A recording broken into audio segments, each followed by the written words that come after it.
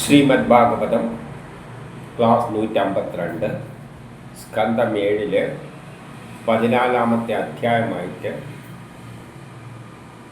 ഗൃഹസ്ഥാശ്രമധർമ്മ നിരൂപണമാണ് പറയുന്നത്. ഇവിടെ ഒരു ഗൃഹസ്ഥാശ്രമം എന്ന് പറയുമ്പോൾ പഠിപ്പെല്ലാം കഴിഞ്ഞിട്ട് ജോലി എടുക്കുക, കല്യാണം കഴിക്കുക, കുട്ടികളാവുക, ഇതെല്ലാം അതുമായിട്ട് ബന്ധപ്പെട്ട കാലഘട്ടത്തിനാണ് ഗൃഹസ്ഥാശ്രമം എന്ന് പറയുന്നത്. അതിൻ്റെ ധർമ്മത്തെപ്പറ്റി വരുമ്പോൾ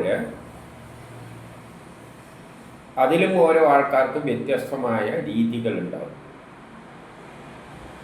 ചിലവർക്ക് കുറച്ച് ഗൃഹസ്ഥാശ്രമം കഴിയുമ്പോൾ മടിത്തിട്ട് എല്ലാം ഇട്ടെറിഞ്ഞിട്ട് ബ്രഹ്മസാക്ഷാത്കാരത്തിന് പോകണമെന്ന് തോന്നും. അപ്പം അങ്ങനെയുള്ള ആൾക്കാരുണ്ടാവും. ചിലപ്പോൾ അതിൽ ആർത്തിമൂത്ത് കുടുംബമേ എന്ന് പറഞ്ഞ് നടക്കുന്ന ആൾക്കാരുണ്ടാവും. അപ്പോൾ ആൾക്കാർ പലവിധമാണ്. അപ്പോൾ ഇവിടെ ഗൃഹസ്ഥാശ്രമത്തിൽ വരുന്നവരിൽ യുധിഷ്ഠിരന് ചില സംശയങ്ങൾ ചോദിക്കുകയാണ്. അദ്ദേഹത്തിനെ പോലെയുള്ളവർക്ക് എന്ന് പറയുമ്പോൾ എല്ലാവരും കാണുമല്ലോ. ഇപ്പോൾ ഗൃഹസ്ഥാശ്രമം തന്നെ എല്ലാവരും ഇങ്ങനെ പോകണമെന്നൊന്നും ഒരു വകുപ്പുമില്ല. വേണ്ടുന്നവർ പോയാൽ മതി. പക്ഷെ ആ കാലഘട്ടത്തിന് ഗൃഹസ്ഥാശ്രമ ധർമ്മം എന്ന് പറയും. പക്ഷെ പോകുന്നത് എങ്ങനെയാണെന്ന് ഓരോ ആളും അവരവരാണ് തീരുമാനിക്കുന്നത്. അപ്പോൾ ഒന്നിൽ യുധിഷ്ഠിരൻ ചോദിക്കുകയാണ്, എന്നെ പോലെയുള്ള ഗൃഹസ്ഥാശ്രമികൾക്ക്, എന്നെ പോലെയുള്ളവർക്ക് എങ്ങനെ മോക്ഷം നേടാമെന്ന് ചൊല്ലിത്തന്നാൽ. അപ്പം അദ്ദേഹത്തിന് മോക്ഷമാണ് വേണ്ടത്. ഗൃഹസ്ഥാശ്രമ ധർമ്മമെല്ലാം അനുഷ്ഠിക്കുന്നുണ്ട്, ഭാര്യയും മക്കളും എല്ലാം ഉണ്ടായാലും മോക്ഷം എങ്ങനെ നേടിയാണ് അദ്ദേഹത്തിൻ്റെ ലക്ഷ്യം. പിന്നെ മോക്ഷം നേടലാണ്. അപ്പം അങ്ങനെ മോക്ഷത്തിന് വല്ലവർക്കും ആഗ്രഹമുണ്ടെങ്കിൽ, ഇപ്പോൾ കുടുംബമെല്ലാമായിട്ട് താമസിച്ചിട്ട് ആർക്കെങ്കിലും മോക്ഷം നേടണമെന്നുള്ള ആഗ്രഹമുണ്ടെങ്കിൽ, ആത്മീയതയിലേക്ക് തിരിയണമെന്നുള്ള ആഗ്രഹമുണ്ടെങ്കിൽ അവർക്കുള്ളതാണ് ഇനിയുള്ള വഴി. ഇപ്പം 2 നാരദൻ പറയുകയാണ്, ഗൃഹസ്ഥാശ്രമത്തിൽ ഇരിക്കുന്നവർ ഗൃഹസ്ഥവൃത്തിക്ക് ഉചിതമായ കർമ്മങ്ങൾ എല്ലാം കൃഷ്ണനായി അർപ്പിച്ചുകൊണ്ട് എന്ന നിലയിൽ നിർവഹിച്ചുകൊണ്ട് മഹാന്മാരായ മുനിമാരെ ഉപാസിക്കണം. അപ്പോൾ കൃഷ്ണനായിക്കൊണ്ട് കർമ്മം ചെയ്യുന്നു. അപ്പോൾ ഈ കാലഘട്ടത്തുമ്പോൾ നമ്മുടെ കാലഘട്ടത്തായതുകൊണ്ടാണ് കൃഷ്ണന് ഈ കാലത്തിൻ്റെ ശക്തിവിശേഷം ഈ കാലത്തിലോട്ട് ആക്ട് ചെയ്യുന്നത്. ആ കാലത്തെയാണ് കൃഷ്ണനായിട്ട് ചിത്രീകരിക്കുന്നത്. അപ്പോൾ ഈ കാലഘട്ടത്തിൽ, നമ്മുടെ കാലഘട്ടത്തിൽ നമുക്കെല്ലാം ബാധകമാണ്. അങ്ങനെ മോക്ഷം നേടണമെന്നാണ് ലക്ഷ്യമെങ്കിൽ ആ കർമ്മങ്ങളെല്ലാം ചെയ്തു തീർക്കണം. ഉചിതമായ നിലയിൽ കർമ്മങ്ങൾ ആർക്കായിട്ട് ചെയ്യണം? ആ കൃഷ്ണനായിക്കൊണ്ട് ചെയ്യണം,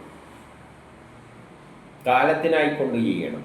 കാലം ഓരോ യുഗങ്ങളിലൂടെ പടിപടിയായിട്ടൊരു സുന്ദരമായ വസുദേവ കുടുംബം ഉണ്ടാക്കാൻ പോവുകയാണ്.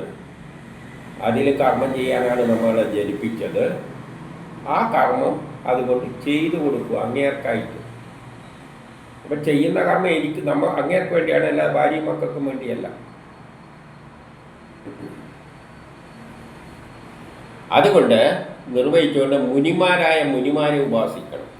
കാരണം മുനിമാരെല്ലാം അവരുടെ ജീവിതം ആ തരത്തിലാണ് നിർവഹിച്ചിരിക്കുന്നത്. അതുകൊണ്ട് മുനിമാരെ അനുകരിച്ചു കൊണ്ട് പോവുക എന്നാണ് പറഞ്ഞിരിക്കുന്നത്.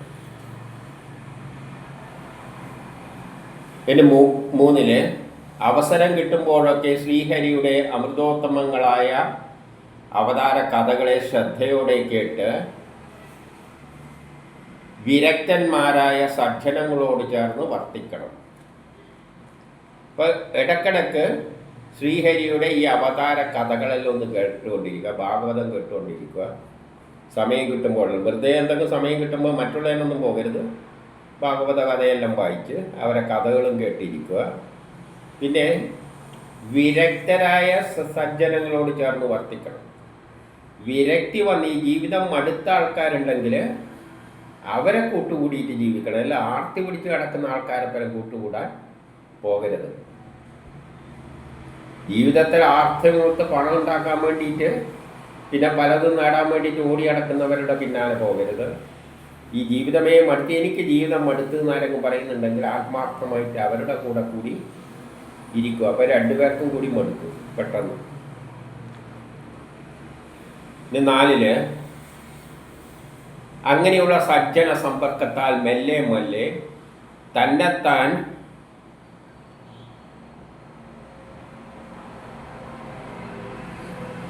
പിരിയപ്പെടേണ്ടുന്ന ശരീരം, ഭാര്യ, മക്കൾ മൂലാവയിലുള്ള ആസക്തിയെ ഉണർന്നവൻ സ്വപ്നത്തിൽ ആ കണ്ടതെല്ലാം ഉപേക്ഷിക്കുന്നത് പോലെ വിട്ടുകളയണം. അങ്ങനെ വിരക്തി വന്ന ആൾക്കാരോട് കൂട്ടുകൂടുമ്പോൾ വിരക്തിയുള്ള ആൾക്കാരുണ്ടായി, എന്ത് ജീവിതം, ആകെ കുടുംബ പ്രശ്നങ്ങൾ, തലവേദന, ഇതെന്നെല്ലാം ഊരിയാ മതിയായിരുന്നു, ഈ ജീവിതം മടുത്ത് എന്ന് പറയുന്ന ആൾക്കാരുമായിട്ട് കൂട്ടുമ്പോൾ ഒരു സപ്പോർട്ട് കിട്ടും.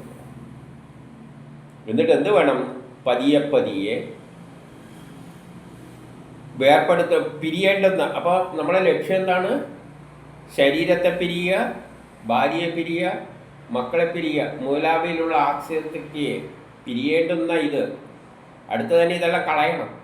അതുകൊണ്ട് ഇതിലുള്ള ആസക്തിയെ എങ്ങനെ വേണം? ഞെട്ടി ഉണരുമ്പോൾ സ്വപ്നത്തിൽ കാണുന്ന കാര്യങ്ങളെല്ലാം നമ്മൾ കളയുന്ന പോലെ ഇവരെയെല്ലാം കളയണം. ആ ഇതിലുള്ള ആസക്തിയെ കളയാൻ വേണ്ടിയിട്ട് കളയണം, വിട്ടുകളയണം. ആത്മീയയിലേക്ക് തിരിഞ്ഞ് ആത്മീയത പറയുന്ന മാർഗത്തിലൂടെ ആത്മീയവാദിയായിക്കൊണ്ട് പോകേണ്ടവർ, മോക്ഷം ലഭിക്കാൻ ആഗ്രഹിക്കുന്നവർ,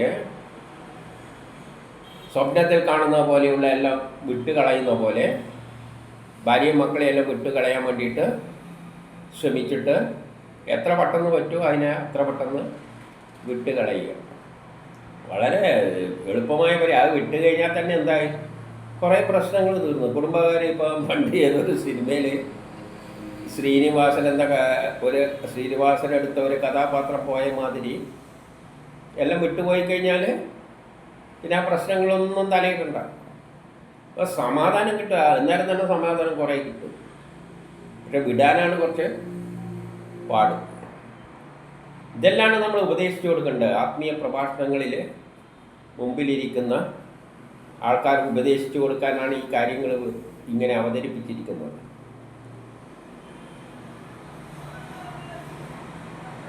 ബോധവാനായ ഗൃഹസ്ഥൻ 5 പറയുകയാണ്, ദേഹത്തിലും ഗേഹത്തിലും അത്യാവശ്യത്തിന് വിഷയങ്ങൾ അനുഭവിച്ച് പിന്നെ അവൻ്റെ ജീവിത ആവശ്യത്തിന് നമ്മളെ ശരീരത്തിലല്ല അത്യാവശ്യമുള്ള കാര്യം മാത്രം നിർവഹിക്കുക.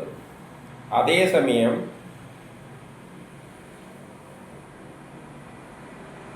അവ രണ്ടിലും ഉള്ളുകൊണ്ട് അനാസക്തനായി വേണം. അത്യാവശ്യ കാര്യങ്ങളെല്ലാം ചെയ്യണം. കാരണം കർമ്മം തീർത്തിട്ടേ പോകാൻ പറ്റൂ. അപ്പം ചെയ്യേണ്ടതായ അത്യാവശ്യ കർമ്മങ്ങളെല്ലാം വിഷയങ്ങളെല്ലാം അനുഭവിച്ചുകൊണ്ട് തന്നെ, അതേസമയം അത് അനുഭവിക്കുമ്പോൾ എന്തുണ്ടായിട്ട് അതിൽ ആഗ്രഹം വെച്ചിട്ടാകരുത്. ഇതെൻ്റെ ധർമ്മമാണ്, ഞാൻ ചെയ്തുകൊണ്ട് കിടക്ക കർമ്മമാണ്, അത് ഞാൻ ശ്രീഹരിക്കായിട്ട് ചെയ്തുകൊണ്ടിരിക്കുന്നു എന്ന നിലയിൽ ചെയ്തുകൊണ്ട് അതിൽ അനാസക്തനായിക്കൊണ്ട് പുറത്തുള്ളവരെ കൊണ്ട് ആസക്തൻ എന്ന പോലെ ഭാവിച്ചിട്ട്, ഇപ്പോൾ ഭാര്യയോടും മക്കളും എല്ലാം നോക്കുമ്പോൾ ഇങ്ങേർക്കാനും നമ്മുടെ കാര്യമെല്ലാം നോക്കുന്നുണ്ട്, നല്ല സ്നേഹമുണ്ട്. ഈ ഒരു ചിന്ത അവരിലുണ്ടാക്കിയെടുക്കണം. നമ്മളെ ഉള്ളിലൊന്നും ഇതൊന്നും താല്പര്യമില്ല. പക്ഷെ അവരെ ഉള്ളിൽ എൻ്റെ കാര്യത്തിലെല്ലാം ശ്രദ്ധ ഉണ്ടല്ലോ, കൃത്യമായി ചെയ്തു തരുന്നുണ്ടല്ലോ. പക്ഷെ അത് ചെയ്യുന്നത് എന്തിനു വേണ്ടിയാണ്? നമ്മളെ കടം തീർക്കാൻ വേണ്ടിയിട്ട്. ആരോട്? ശ്രീഹരിയോടുള്ള മനുഷ്യ സ്വഭാവത്തെ വെളിവാക്കണം. മനുഷ്യ സ്വഭാവത്തോടു കൂടി തന്നെ ജീവിക്കണം. കാരണം ഗൃഹസ്ഥാശ്ര ധർമ്മമാണ്. കുറേ ധർമ്മങ്ങളെല്ലാം ഭാര്യ മക്കളോടെല്ലാം കുറച്ച് ഉത്തരവാദിത്തങ്ങളെല്ലാം ഉണ്ട്. അതെല്ലാം അവരെ ബോധിപ്പിക്കുന്ന തരത്തിൽ ചെയ്യുക.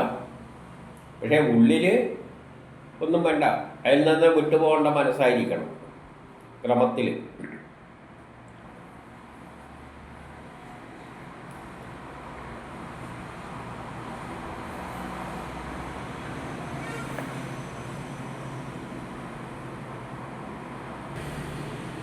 ആറില് നമ്മളെ ബുദ്ധി, അച്ഛനമ്മമാർ, മക്കൾ, പിന്നെ സഹോദരങ്ങൾ, നമ്മളെ വേണ്ടപ്പെട്ട ബന്ധുക്കൾ, സുഹൃത്തുക്കൾ, അവരെല്ലാം എന്തൊക്കെ ആഗ്രഹങ്ങൾ പറയുന്നുണ്ടെങ്കിൽ അതെല്ലാം അങ്ങ് സാധിപ്പിച്ചു കൊടുത്തേക്കണം.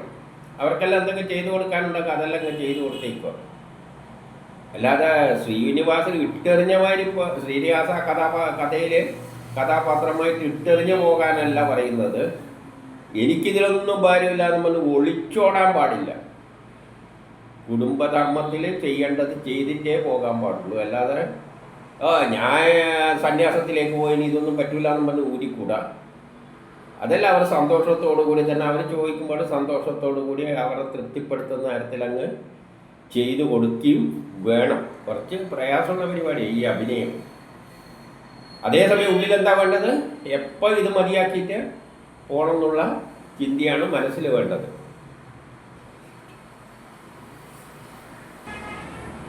ഏഴില് പറയാണ്, ആകാശത്തിലെ വൃഷ്ടി കൊണ്ടാണ് ഭൂമിയിലെ ധാന്യങ്ങളെല്ലാം ഉണ്ടാകുന്നത്. ആകാശത്തുനിന്ന് മഴ പെയ്തുകൊണ്ടാണ് ഭൂമിയിൽ ധാന്യങ്ങളെല്ലാം ഉണ്ടാകുന്നത്. പിന്നെ ഭൂമിക്കടിയിലുള്ള സ്വർണ്ണാദികളെല്ലാം അവിടെ ഉണ്ടായിരിക്കുന്നത്. അങ്ങനെ അതുപോലെ തന്നെ യാദൃച്ഛികമായി നമുക്ക് എന്തെങ്കിലും എല്ലാം അവിടെ നിന്ന് ഒരു നില കിട്ടുന്നുണ്ടെങ്കിൽ മഴ കൊണ്ടുണ്ടാകുന്ന ധാന്യങ്ങൾ, ഭൂമിയിൽ നിന്ന് കിട്ടുന്ന സ്വർണം പോലെയുള്ളത് യാദൃച്ഛികമായി നമുക്ക് എന്തെങ്കിലും എല്ലാം കിട്ടുന്നുണ്ടെങ്കിൽ അതെല്ലാം തന്നെ സർവേശ്വരനാൽ നിർമ്മിക്കപ്പെട്ടതാണ്, സർവേശ്വരൻ ഉണ്ടാക്കിയതാണ്. ഈ പ്രപഞ്ചത്തിൽ എന്തെല്ലാം ഉണ്ടോ അതെല്ലാം ഈശ്വരൻ്റെയാണ്, നമ്മളെയെല്ലാം എന്നാണ് പറയുന്നത്. അതുകൊണ്ട് ഈ തത്വം അറിയുന്നവൻ അത് അനുഭവിക്കുമ്പോൾ തന്നെ മറ്റുള്ളവർക്കും അവകാശപ്പെട്ടതാണെന്ന് ചിന്തിച്ചുകൊണ്ട് അവർക്കും കൊടുക്കണം. അപ്പം ഭാര്യക്കും മക്കൾക്കും എല്ലാം കൊടുക്കുന്നത് തന്നെ സുഹൃത്തുക്കൾ, നേരത്തെ പറഞ്ഞ സുഹൃത്തുക്കൾ എല്ലാവർക്കും കൊടുക്കേണ്ടത് എന്താണ്? ഇതൊന്നും നമ്മളെയല്ല, അതെല്ലാം ഈശ്വരൻ്റേതാണ് എന്ന് സങ്കല്പിച്ചുകൊണ്ട് അവരെന്തെങ്കിലും ആവശ്യപ്പെടുന്നുണ്ടെങ്കിൽ അതെല്ലാം നമ്മളെ കൈമലിട്ടെങ്കിലും കൊടുത്തേക്കണം. എൻ്റേതല്ല, നമ്മളിത് എൻ്റേത് എന്നുള്ള ചിന്താഗതിയിൽ നിന്ന് ആദ്യം മാറുക. എന്തെല്ലാം നമ്മളുണ്ടോ, കൈമലുണ്ടോ, സുഹൃത്തുക്കൾ ആരെങ്കിലും എല്ലാം ചോദിക്കുന്നുണ്ടെങ്കിൽ ഭാര്യ മക്കളാ അവരെല്ലാം ആവശ്യപ്പെടും.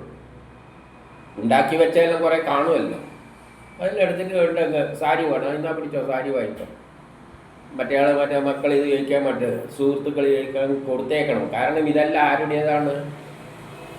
സർവേശ്വരൻ ഉണ്ടാക്കി വെച്ചതാണ്, നീ ഉണ്ട് നിൻ്റെ അല്ല. ആ മനസ്സിൽ ചിന്ത വരണം, ഇതെല്ലാം ഈശ്വരൻ്റേതാണ്, എൻ്റേതല്ല. എൻ്റെ കൈമലിപ്പം കിടക്കുന്നതുകൊണ്ട് കുറേ ഉണ്ടാക്കി വെച്ചിട്ടുണ്ടാവും, അല്ല എൻ്റെ കൈമൽ വന്നു പോയതാണ്, ചോദിക്കുന്നവർക്കെല്ലാം കൊടുത്തേക്കുക. എൻ്റെ അല്ല എന്നുള്ള ധാരണയിൽ. കാരണം ഇതെല്ലാം കളഞ്ഞിട്ട് പോകേണ്ടതാണ്, പിന്നെ എന്തിനാണ് അതിനെപ്പറ്റി ചിന്തിക്കുന്നത്? ആർക്കെന്ത് വേണം അവരെ തൃപ്തിപ്പെടുത്താൻ കൊടുത്തേക്കുക. നമുക്കൊന്നും ആവശ്യമില്ല, നമ്മൾ പോകാൻ പോവുക ബ്രഹ്മസാക്ഷാത്കാരത്തിന്. അപ്പോൾ എല്ലാം അവരെല്ലാം സന്തോഷിപ്പിടിച്ചുകൊണ്ട് കൊടുക്കണം. കാരണം ഇവിടെ പറഞ്ഞു വെച്ചിരിക്കുന്നു ഇതെല്ലാം ഈശ്വരൻ്റേതാണ്. അങ്ങനെയാണ് വിവേകമുള്ളവർ ചെയ്യുക.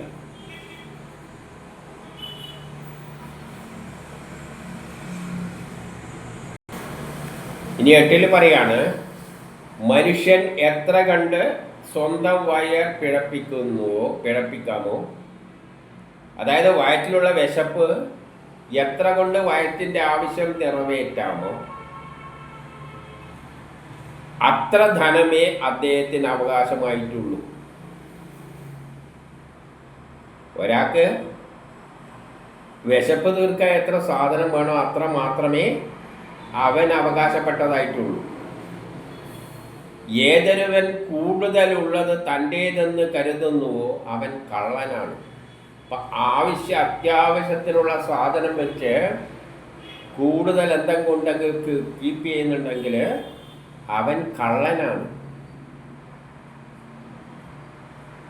അപ്പം ഗൃഹസ്ഥാശ്രമി ചെയ്യേണ്ട ഭാഗവതം പറയുന്നതെന്ന് വെച്ചാൽ നമുക്കൊരു സ്വർണം എങ്ങനെയും പുറത്തു പോകുമ്പോൾ പിന്നെ ഒരു സ്വർണ്ണമെല്ലാം ഇടണ്ടേ, ഒരു വളയും ഒരു മലയില്ലെങ്കിൽ ഈ കല്യാണത്തിന് ഇങ്ങനെ ഇട്ട് കൊടുക്കും. പക്ഷെ അതൊന്നും അവർ ഇട്ട് നടക്കുന്നില്ല. എപ്പോൾ പോകുമ്പോൾ ഇതെല്ലാം അണിഞ്ഞിട്ട് അവർക്ക് അതിൻ്റെ ഒന്നും ആവശ്യമില്ല. അത്യാവശ്യത്തിന് എന്താ വേണ്ട, ഒരു വാളയും മലയും. ബാക്കിയെല്ലാം ലോക്കറിൽ കൊണ്ട് വെക്കുന്നുണ്ടെങ്കിൽ അവർ കള്ളനാണ്. അതുകൊണ്ട് നാളെ ആരെങ്കിലും വരുമ്പോൾ പിച്ചക്കാരെല്ലാം വരുമ്പോൾ അമ്മ എന്തെങ്കിലും തരുമോയെന്ന് ചോദിക്കുമ്പോൾ ഈ സ്വർണ്ണം എടുത്ത് കൊടുക്കണം. അവർക്കൊരു സന്തോഷമാകും. അവർക്കും ആഗ്രഹം ഉണ്ടാവില്ല വളയിലിട്ട് കിടക്കാൻ. കാരണം ഇതെല്ലാം ഈശ്വരൻ്റേതാണ്.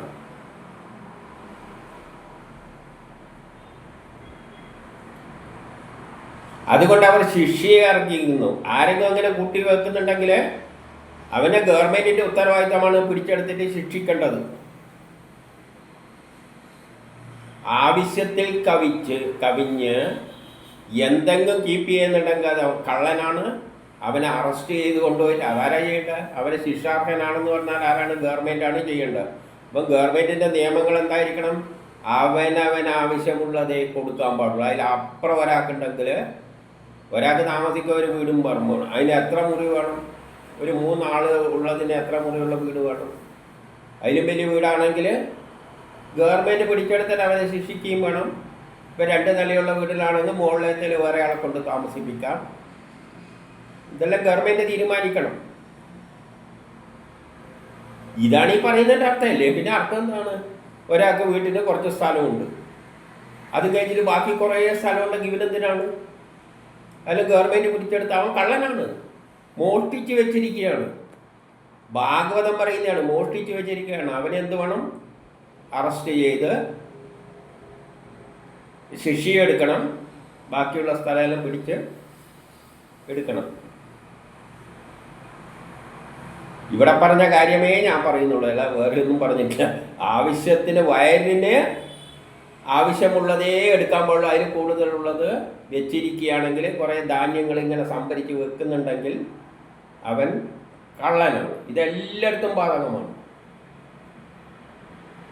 അപ്പം ആത്മീയത എന്ന് പറഞ്ഞുകൊണ്ട് കാര്യമൊന്നുമില്ല.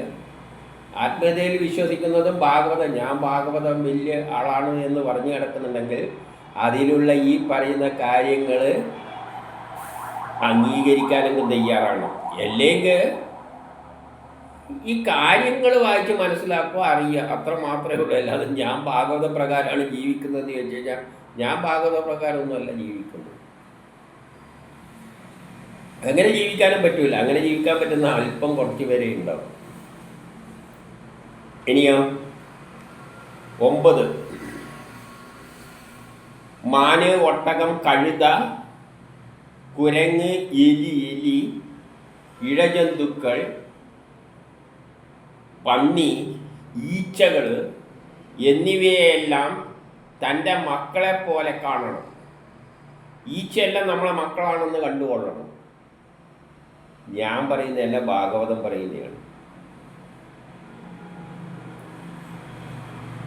ഇവർ തമ്മിൽ ഒരു ഭേദവും കാണാൻ പാടില്ല. ഇതെല്ലാം ബ്രഹ്മം തന്നെയാണ് ഈച്ചയായി മാറിയിരിക്കുന്നത്. പിന്നെ എങ്ങനെയാണ് അതിനെ ഉപദ്രവിക്കുക? ആ ബ്രഹ്മം തന്നെയാണ് ഈച്ചയായി വന്നതിനാണ്. ഇവിടെയുള്ള നമ്മൾ കളയുന്ന വേസ്റ്റുകൾ തിന്ന് തീർക്കാൻ വേണ്ടിയിട്ടാണ്. നിങ്ങൾ വേസ്റ്റ് മര്യാദയ്ക്ക് ക്ലീൻ ആക്കാത്തതുകൊണ്ടാണ് ഈച്ച വരുന്നത്. ശരിയാക്കി തുടച്ച് വൃത്തിയാക്കി വെച്ചിരുന്നെങ്കിൽ ഈച്ചയൊന്നും വരില്ല. പിന്നെ നിങ്ങളെ കൊണ്ടോ ക്ലീൻ ആക്കാൻ പറ്റില്ല. അതുകൊണ്ട് ഈച്ച വന്ന് തിന്ന് തീർക്കുന്നത്. അതിന് വേണ്ടിയിട്ടാണ് ആ ശക്തി ഈച്ചയായിട്ട് വന്നിരിക്കുന്നത്. നമ്മൾ ശരിക്കും വൃത്തിയാക്കി വെക്കില്ല. അപ്പോൾ ഈച്ച വന്നിട്ട് തിന്ന് തീർക്കുന്നു. ഈച്ചയായിട്ട് ആര് വരുന്നു? ആ ശ്രീഹരി വന്നിട്ടാണ് ഈച്ചയായിട്ട് വന്നിട്ട് തിന്ന് തീർക്കുന്നത്. കാരണം ഇതെല്ലാം സൃഷ്ടിച്ചിരിക്കുന്ന അതിനെല്ലാം ഓരോ ധർമ്മമുണ്ട്. ഈ ഉറുമ്പിനെ സൃഷ്ടിക്കുന്നതിനാണ്. ഉറുമ്പായിട്ട് ആ ശ്രീഹരി വന്നതിനാണ്. നമ്മൾ മര്യാദയ്ക്കൊന്നും തൂത്ത് തുടച്ചിട്ടില്ലെങ്കിൽ അവിടെ കിടന്നാൽ അത് അഴുക്കായി മാറി ആകെ രോഗങ്ങളെല്ലാം പടർത്തും. അതിന് ശുചീകരിക്കാനാണ് ഈച്ചേനെയും ഉറുമ്പിനെയും എല്ലാം വെച്ചിരിക്കുന്നത്. വെറുതെ ഒന്നുമല്ല. അതെല്ലാം ശ്രീഹരി തന്നെയാണ്. അതെല്ലാമായിട്ട് നമ്മളെല്ലാമായിട്ട് മാറിയിരിക്കുന്നത്. അതുകൊണ്ട് അതെല്ലാം നമ്മളെ മക്കളായിട്ട് കാണണമെന്നാണ് ഭാഗവതം പറയുന്നത്. ഇനി 11 അല്ല 10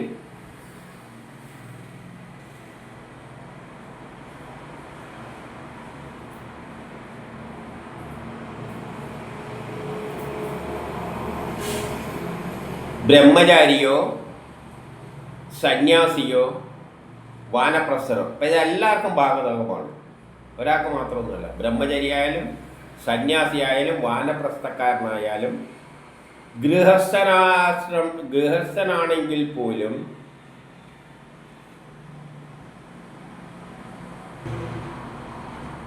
ഗൃഹസ്ഥാശ്രമനാണെങ്കിൽ പോലും മനസന്തോഷത്തിന് വേണ്ടിയോ സാമ്പത്തികപരമായ കാര്യത്തിനോ ഇന്ദ്രിയങ്ങളെ സംതൃപ്തിക്ക് വേണ്ടിയോ അധികം പരിശ്രമിക്കരുത്. ആവശ്യത്തിനുണ്ടെങ്കിൽ മതിയായിക്കൊള്ളണം. അല്ലാതെ കണ്ടമാനം വാരി കൂട്ടാൻ വേണ്ടിയിട്ട് രാവിലെ തൊട്ട് വൈകുന്നേരം വരെ പണം പണം എന്ന് വെച്ച് എല്ലാം ഉണ്ടാക്കാൻ വേണ്ടിയിട്ട് വാരിക്കൂട്ടാൻ അധികം പരിശ്രമിക്കരുത്. അധികം സുഖം നേടാൻ വേണ്ടിയിട്ട് ആഗ്രഹിക്കരുത്. നല്ലോണം തിന്നണമെന്ന് വെച്ച് അധികം അധ്വാനിക്കരുത്. ആവശ്യത്തിന് കിട്ടുന്ന തിന്നാൻ വേണ്ടിയിട്ടുള്ളത് മാത്രം സമ്പാദിച്ചാൽ മതി. സ്ഥലകാലത്തിനനുസരിച്ച് ലഭ്യമായത് ഉപയോഗിക്കാം. ഓരോ കാലഘട്ടത്തിന് യോജിച്ച സാധനങ്ങൾ ഉപയോഗിക്കാം. ആവശ്യത്തിനുള്ളത് ഉപയോഗിക്കാം. ശരീരത്തിൻ്റെയും ആത്മാവിനെയും ചിന്തിച്ചുകൊണ്ട് അവയുടെ നിലനിൽപ്പിന് വേണ്ടി സദവയെ സംതൃപ്തരാക്കാൻ വേണ്ടിയിട്ടുള്ള കർമ്മങ്ങൾ ചെയ്യുക. അല്ലാതെ ഉഗ്ര കർമ്മങ്ങളിലൊന്നും വെറുതെ കയറി ഇടപെടുക. അധികം കർമ്മത്തിൻ്റെ ഒന്നും ആവശ്യമില്ല. ശരീരത്തിനും ആത്മാവിൻ്റെയും അവയുടെ ക്ഷേമത്തിന്, അവയുടെ ഉന്നതിക്ക്, അവയുടെ ആവശ്യത്തിന് വേണ്ടത് മാത്രം ഉണ്ടാക്കിയെടുത്ത് ഉപയോഗിക്കുക. അല്ലാതെ അധികമായിട്ട് അധ്വാനിച്ചിട്ട് വാരിക്കൂട്ടാൻ ശ്രമിക്കരുത്. ജീവിതത്തിൽ എന്തിനായി ഇങ്ങനെ മത്സരോട്ടം ഓടുന്നത്? അവനവന് വേണ്ടതിന് വേണ്ടിയിട്ട് കർമ്മങ്ങൾ ചെയ്യണം. നമുക്ക് വിധിച്ച ഓരോ കർമ്മങ്ങളുണ്ട്, ആ കർമ്മം ചെയ്യുക. അല്ലാതെ എനിക്ക് എന്ന് പറഞ്ഞുകൊണ്ട് ഓട്ടം പിടിക്കരുത്. എനിക്കുണ്ടാക്കാൻ എൻ്റെ കുടുംബത്തിന് എന്ന ചിന്ത വെച്ചൊന്നും ഓടരുത്. ഇനി 11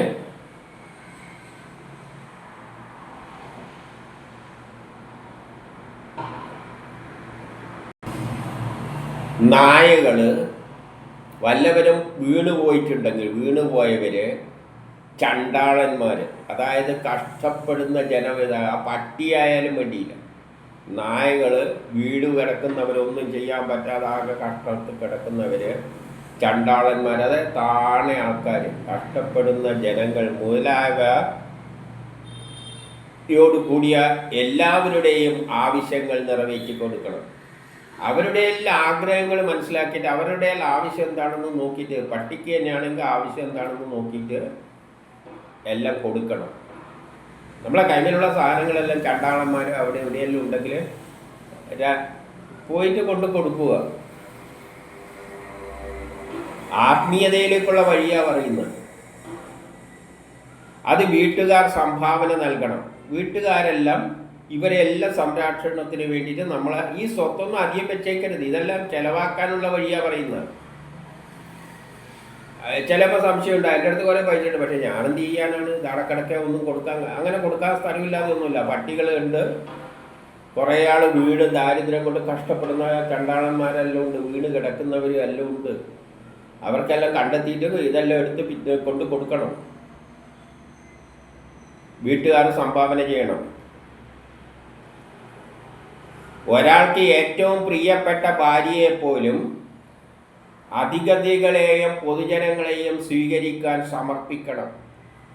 തൻ്റെ ഭാര്യയെപ്പോലും അതിഥികളെയും പൊതുജനങ്ങളെയും സ്വീകരിക്കാനായി സമർപ്പിക്കണം. ഭാര്യയെപ്പോഴും അതിഥികളെയും പല പൊതുജനങ്ങളെയെല്ലാം സ്വീകരിക്കാൻ വേണ്ടിയിട്ട് അവർക്കായിട്ട് സേവനത്തിന് വിട്ടുകൊടുക്കണം എന്നാണ് പറഞ്ഞിരിക്കുന്നത്. ഇതെല്ലാം കേൾക്കുമ്പോൾ കുറച്ച് മനസ്സിന് ഇഷ്ടപ്പെടുക, ഭാര്യനെ വിട്ടുകൊടുക്കാൻ പറയാണ്. യഥാർത്ഥത്തിൽ നമ്മൾ ഭാര്യനെയെല്ലാം വിട്ടുപോകാനാണ്. ഇത് കേൾക്കുമ്പോൾ ആദ്യം പ്രശ്നം തോന്നും. പ്രശ്നമൊന്നുമില്ല, സത്യമാണ് പറയുന്നത്. നമ്മൾ ഭാര്യനെയും മക്കളെയെല്ലാം ഉപേക്ഷിച്ച് പോകാൻ പോകുമ്പോൾ പിന്നെ ഭാര്യ എന്താ ഇവിടെ തലകുത്തി നിൽക്കണം. അവർക്ക് അവരുടേതായ ജീവിതം കണ്ടെത്തണ്ടേ? നാളെ കുടുംബത്തിൽ വരുന്ന അതിഥികളെയും നാട്ടുകാരെയും എല്ലാം സ്വീകരിക്കാനും പരിചരിക്കാനും ഉത്തരവാദിത്തം പിന്നെ ആർക്കാണ്? ഇങ്ങനെ പോകാൻ പോവുകയാണ് വിട്ടെറിഞ്ഞിട്ട്. പിന്നെ ഭാര്യയുടെ ജോലിയല്ലേ അതെല്ലാം ഏറ്റെടുക്കൽ. ആ അർത്ഥത്തിൽ കണ്ടാൽ മതി. ചിലപ്പോൾ അവൾ വേറെ ആളെ കല്യാണം കഴിച്ചെന്നും വരും. വല്ലവരോട് ഇഷ്ടം തോന്നും, അവൾ കല്യാണം കഴിഞ്ഞു വന്നു. പിന്നെ അവൾക്ക് ജീവിക്കണ്ടേ? അവൾ ആത്മീയതയിലേക്കൊന്നും പോയവളല്ല. അവള് കുടുംബജീവിതത്തിൽ പോകുന്നവളാണ്. വേദത്തിൽ എന്താ പറഞ്ഞിരിക്കുന്നത്? വേദത്തിൽ പ്രത്യേകം എടുത്ത് പറഞ്ഞിട്ടുണ്ട്. ഒരു ഭർത്താവ് മരിച്ചിട്ട് കിടക്കുന്നു, ഭാര്യ അടുത്തിരുന്ന് കരയുന്നു. ഭാര്യയോട് പറയാണ്, അവൻ ചത്തു കഴിഞ്ഞു എന്നുള്ള കാര്യം എനിക്കറിയാം, അവനെ ജീവിച്ചിരിക്കുമ്പം ചെയ്യേണ്ടതെല്ലാം നീ ചെയ്തു കഴിഞ്ഞിട്ടുണ്ട്, ഇനിയിപ്പോൾ അവനെപ്പറ്റി നീ യോജിക്കേണ്ട, അവനെപ്പറ്റി ചിന്തിക്കേണ്ട കാര്യമേ ഇല്ല. നീ എന്ത് ചെയ്യുക? അവനവിടെ കിടന്നോട്ടെ, അവൻ്റെ കാര്യം ബാക്കിയുള്ളവർ നോക്കിക്കോളും. നീ അവിടെ നെണീച്ചിട്ട് അവൻ്റെ വാളും എടുത്തിട്ട് സമൂഹത്തിലേക്ക് ഇറങ്ങുക. ഇതിനു വേണ്ടിയിട്ട് കുടുംബത്തെ ഓർത്തുകൊണ്ട്. ഇതാണ് വേദം പറയുന്നത്. സ്ത്രീകൾ പോയിട്ട് അവരെ കാര്യം നോക്കിയിട്ട് പോയി എന്തിനാ വാളും എടുത്ത് പോകുന്നതെന്ന് പറഞ്ഞാൽ, ഇങ്ങനെ ഒരു സ്ത്രീ, ഭർത്താവ് മരിച്ച സ്ത്രീ ഇറങ്ങുമ്പോൾ സമൂഹത്തിന് വലിയ പ്രശ്നങ്ങൾ ഉണ്ടാവുമെന്ന് അറിയാം. അതുകൊണ്ട് വാളും കൊണ്ട് ഇറങ്ങിക്കോ. കാരണം വലിയ ഉത്തരവാദിത്തമുണ്ട് എനിക്ക് കുടുംബത്തെ പോറ്റാൻ വേണ്ടി. അതുപോലെ ഇവൻ അതിൻ്റെ വേറൊരു രൂപമാണിത്. ഭർത്താവ് വിട്ടെറിഞ്ഞ് പോകുമ്പോൾ പിന്നെ ഭാര്യ പിന്നെ എന്താ വേണ്ടത്? വീട്ടുകാര്യങ്ങളെല്ലാം നോക്കി ആരെയെല്ലാം, പൊതുജനങ്ങളെയും അതിഥികളെയെല്ലാം പിന്നെ സ്വീകരിക്കുകയും സൽക്കരിക്കുകയും എല്ലാം ചെയ്യേണ്ട ജോലി ആർക്കാണ്? അവക്കാണ്. ഇവരെന്തിനാ അവളെ പറ്റി ആലോചിക്കുന്നത്? അവളെന്തോ ആയിക്കോട്ടെ, അവള് വേറെ കല്യാണം കഴിച്ചിട്ട് വേറെ ആളെ പോലെ ജീവിക്കുന്നിട്ട് ജീവിച്ചോട്ടെ. പിന്നെ ഇവനെന്തിനാണ്? ഇവന് ഇത് കേൾക്കുമ്പം ആണുങ്ങൾക്ക് പ്രശ്നം തോന്നുന്നുണ്ടെങ്കിൽ അവരൊന്നും സന്യാസത്തിന് അർഹരല്ല. ഇങ്ങനെ നിർബന്ധിച്ചിട്ട് ഇങ്ങനെ ആരെങ്കിലും സന്യസിക്കാൻ പോകാനോ ആത്മീയതയിലേക്ക് തിരിയാനോ ഒന്നും വേദം നിർബന്ധിച്ചിട്ടൊന്നുമില്ല. ഇത് കേൾക്കുമ്പം വല്ലവർക്കും വല്ല വിഷമം ഉണ്ടാകുന്നുണ്ടെങ്കിൽ അവനതിന് പറ്റിയല്ലാന്നേ. പിന്നെ എന്തിനാണ് ഈ ആത്മീയത പറഞ്ഞ് നടക്കുന്നത്? അവനവൻ്റെ ഭാര്യയും കുടുംബമായിട്ട് അങ്ങ് പോയാൽ പോലെ. എന്തിനാ ഞാൻ ആത്മീയവാദിയാണ്, ജീവിതത്തിൻ്റെ ലക്ഷ്യം ബ്രഹ്മസാക്ഷാത്കാരണം എന്നെല്ലാം വാചകടിച്ച് നടക്കുന്നത്? ആ വഴിക്ക് പോകുന്നവർക്കുള്ള കാര്യമാണ് ഇത് പറഞ്ഞത്. അപ്പം ഇതിൽ പന്തികളൊന്നുമില്ല. അവൻ പോകുമ്പോൾ പിന്നെ ഭാര്യയ്ക്ക് ഭാര്യയ്ക്ക് ആ വീട്ടിൻ്റെ ധർമ്മങ്ങളെല്ലാം ഇതുവരെ അവൻ നിർവഹിച്ച പൊതുജനങ്ങളെയും അതിഥികളെയും എല്ലാം സ്വീകരിക്കാനും അവരെ സംതൃപ്തിപ്പെടുത്താനുള്ള വിടേണ്ട ഉത്തരവാദിത്തം ആർക്കാണ്? ഭാര്യയ്ക്ക് തന്നെയാണ്. അവളെ ഏറ്റെടുക്കണം. ഇവൻ പോകാൻ പോവുകയാണ്. ഇവൻ അതിനെപ്പറ്റി ഒന്നും എനിക്ക് ചിന്തിക്കണ്ട. അങ്ങനെയുള്ള മാനസിക ലെവലിലേക്ക് ഉയരണം. അപ്പം കുഴപ്പമൊന്നുമില്ല ഈ പറഞ്ഞതിൽ. എല്ലാതെ അവസ്ഥയിലാണെങ്കിൽ ഈ വരി കാണില്ല, അല്ല ഇഷ്ടപ്പെടില്ല. ഞാൻ തന്നെ നെറ്റിൽ ഒരിക്കൽ തിരക്കിയപ്പോൾ 9 വരെയുള്ളുണ്ട്. 10, 11, 12, 13, 14 കാണാനില്ല. അതിന് പകരം അവിടെ 1, 2, 3, 4 ആദ്യത്തെ എൻ്റെ അടുത്ത് 1, 2, 3, 4. ഞാൻ വിചാരിച്ച പ്രിൻറ്റിങ് മിസ്റ്റേക്ക് ആയിരിക്കും. പിന്നെ അടുത്ത് ശരിക്ക് അന്വേഷിച്ച് കണ്ടെത്തിയപ്പോഴാണ് അതിലാണ് ഈ കിടക്കുന്നത് ഈ തലതിരിഞ്ഞ പ്രസ്താവനകൾ. അപ്പം മനഃപൂർവ്വം അതെടുത്ത് കളഞ്ഞിട്ട് 1, 2, 3, 4 എഴുതി വെച്ചിട്ട് നെറ്റിൽ അപ്ലോഡ് ചെയ്ത് വെച്ചിരിക്കുകയാണ്. കാരണം കേൾക്കുമ്പം തന്നെ അവൻ്റെ ഹൃദയം ഒന്ന് ഇടിക്കും. പക്ഷേ ശാസ്ത്രീയമായി ചിന്തിക്കുമ്പോൾ ഒരു കുഴപ്പമില്ല. അവൻ പോയാൽ പിന്നെ അവൾക്ക് ജീവിക്കട്ടെ. പിന്നെ അവളെ ഉത്തരവാദിത്തമല്ലേ കുടുംബം എല്ലാം നോക്കേണ്ടത്. ഇതെന്തിനാ പറഞ്ഞതെന്ന് വെച്ചാൽ, നിങ്ങൾക്ക് ഇത് കേൾക്കുമ്പം താല്പര്യമില്ല എന്തോ മാതിരി തോന്നുന്നുണ്ടെങ്കിൽ നിങ്ങൾ ആത്മീയതയിലേക്ക് തിരിയാൻ യോഗ്യനല്ല. നിങ്ങൾ പോയി നിങ്ങൾ ജോലി ചെയ്യും. നിങ്ങളൊന്നും ആത്മീയതൊക്കെ പറ്റിയല്ല എന്നാണ് വേദവ്യാസൻ ഇതിലൂടെ ഇത്രയും പറഞ്ഞുകൊണ്ട് ശ്രമിക്കുന്നത്. ഏതുപോലെ പണ്ട് യമൻ നചികേതസിനെ പിന്തിരിക്കാൻ വേണ്ടിയിട്ട്, ആത്മീയതയിൽ നിന്നും പിന്തിരിപ്പിക്കാൻ വേണ്ടിയിട്ട് കുറേ പ്രലോഭനം. അപ്പം പല വഴികൾ മാതിരിയുള്ള ഒന്നായിട്ട് ഇതിനെ കണ്ടാൽ മതി.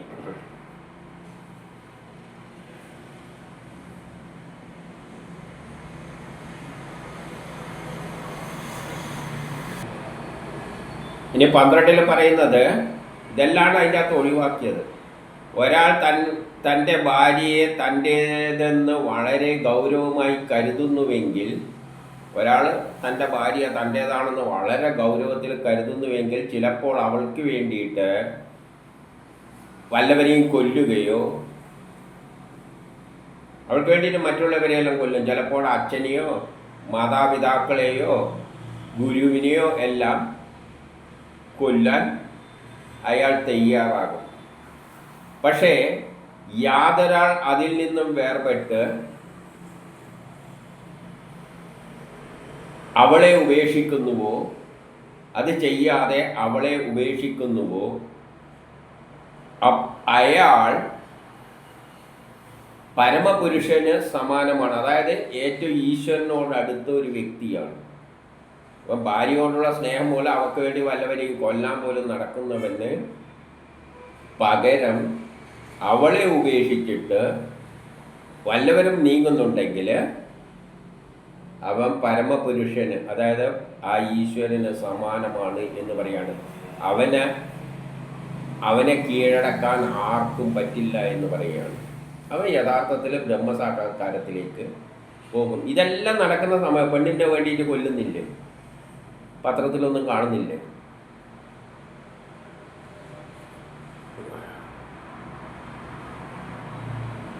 അതുകൊണ്ട് 13 ശരിയായി ആലോചിച്ചു ഒരാൾ തൻ്റെ ഭാര്യയുടെ ശരീരത്തോടുള്ള ആകർഷണം ഉപേക്ഷിക്കണം. അതുകൊണ്ട് നല്ലവണ്ണം ചിന്തിച്ചിട്ട് ഭാര്യയുടെ ശരീരത്തോടുള്ള ആഗ്രഹം ഉപേക്ഷിക്കണം. കാരണം ഒടുവിൽ അവളെ ശരീരം എന്തായിട്ടാണ് മാറുക? പ്രാണിയായിട്ടോ മലമായിട്ടോ ചാരമായിട്ടോ രൂപാന്തരപ്പെടും. മരിച്ചു കഴിഞ്ഞാൽ വല്ല കീടങ്ങളായിട്ട് വരും, അല്ലെങ്കിൽ എന്താകും? ചലമാരിയുള്ള എന്തെങ്കിലും കെട്ടിക്കിടക്കുന്ന അതെല്ലാം ആകെ അഴുകി ഒരുമാതിരിയാവും. അല്ലെങ്കിൽ ചാരം വെണ്ണിയെ കത്തിച്ചു പോയാൽ ഒരു വെണ്ണീരായിട്ട് മാറും. ആയി രൂപാന്തരപ്പെടുന്നു. അത്തരം ശരീരത്തിന് എന്ത് മൂല്യമാണുള്ളത്? ഇതാണ് അവൻ ചിന്തിക്കേണ്ടത്. ആകാശം പോലെ എല്ലായിടമുള്ള ആ പരമേശ്വരൻ അല്ലെങ്കിൽ ആ പരമ്പൊരുൾ എത്ര മഹത്വമുള്ളവനാണ്. അപ്പോൾ ഈ പ്രപഞ്ചം മുഴുവൻ ഒരു ശക്തി വിശേഷമുണ്ട്. അതാണ് വലുത്. ഈ സ്ത്രീയുടെ ശരീരം എന്ന് പറഞ്ഞാൽ അത് കുറച്ചു കാലം കഴിയുമ്പോൾ പുഴുവായിട്ട് വരും, അല്ലെങ്കിൽ അവിടെ കിടക്കുകയാണെങ്കിൽ ഒരുമാതിരി ചലമാതിരി എല്ലായിട്ട് മാറും, അല്ലെങ്കിൽ കത്തിക്കുകയാണെങ്കിൽ ചാരമായിട്ട് മാറും. അത്രയേ ഉള്ളൂ. അതിന് വലിയ ഗുണമൊന്നുമില്ല. അതിൽ എത്രയോ വലിയതാണ് ഈ ബ്രഹ്മസാക്ഷാത്കാരത്തിന് പോകുന്നത്. ഇതാണ് ചിന്തിക്കേണ്ടത്. ഇനി 14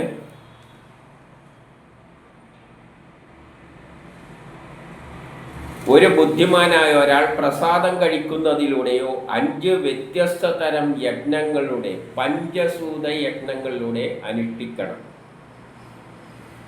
ബുദ്ധിമാനായ ഒരാൾ പഞ്ചസൂത യജ്ഞങ്ങൾ അനുഷ്ഠിക്കണം. അതിനെപ്പറ്റി പിന്നീട് പറയുന്നുണ്ട്. 5 സൂതയജ്ഞങ്ങൾ.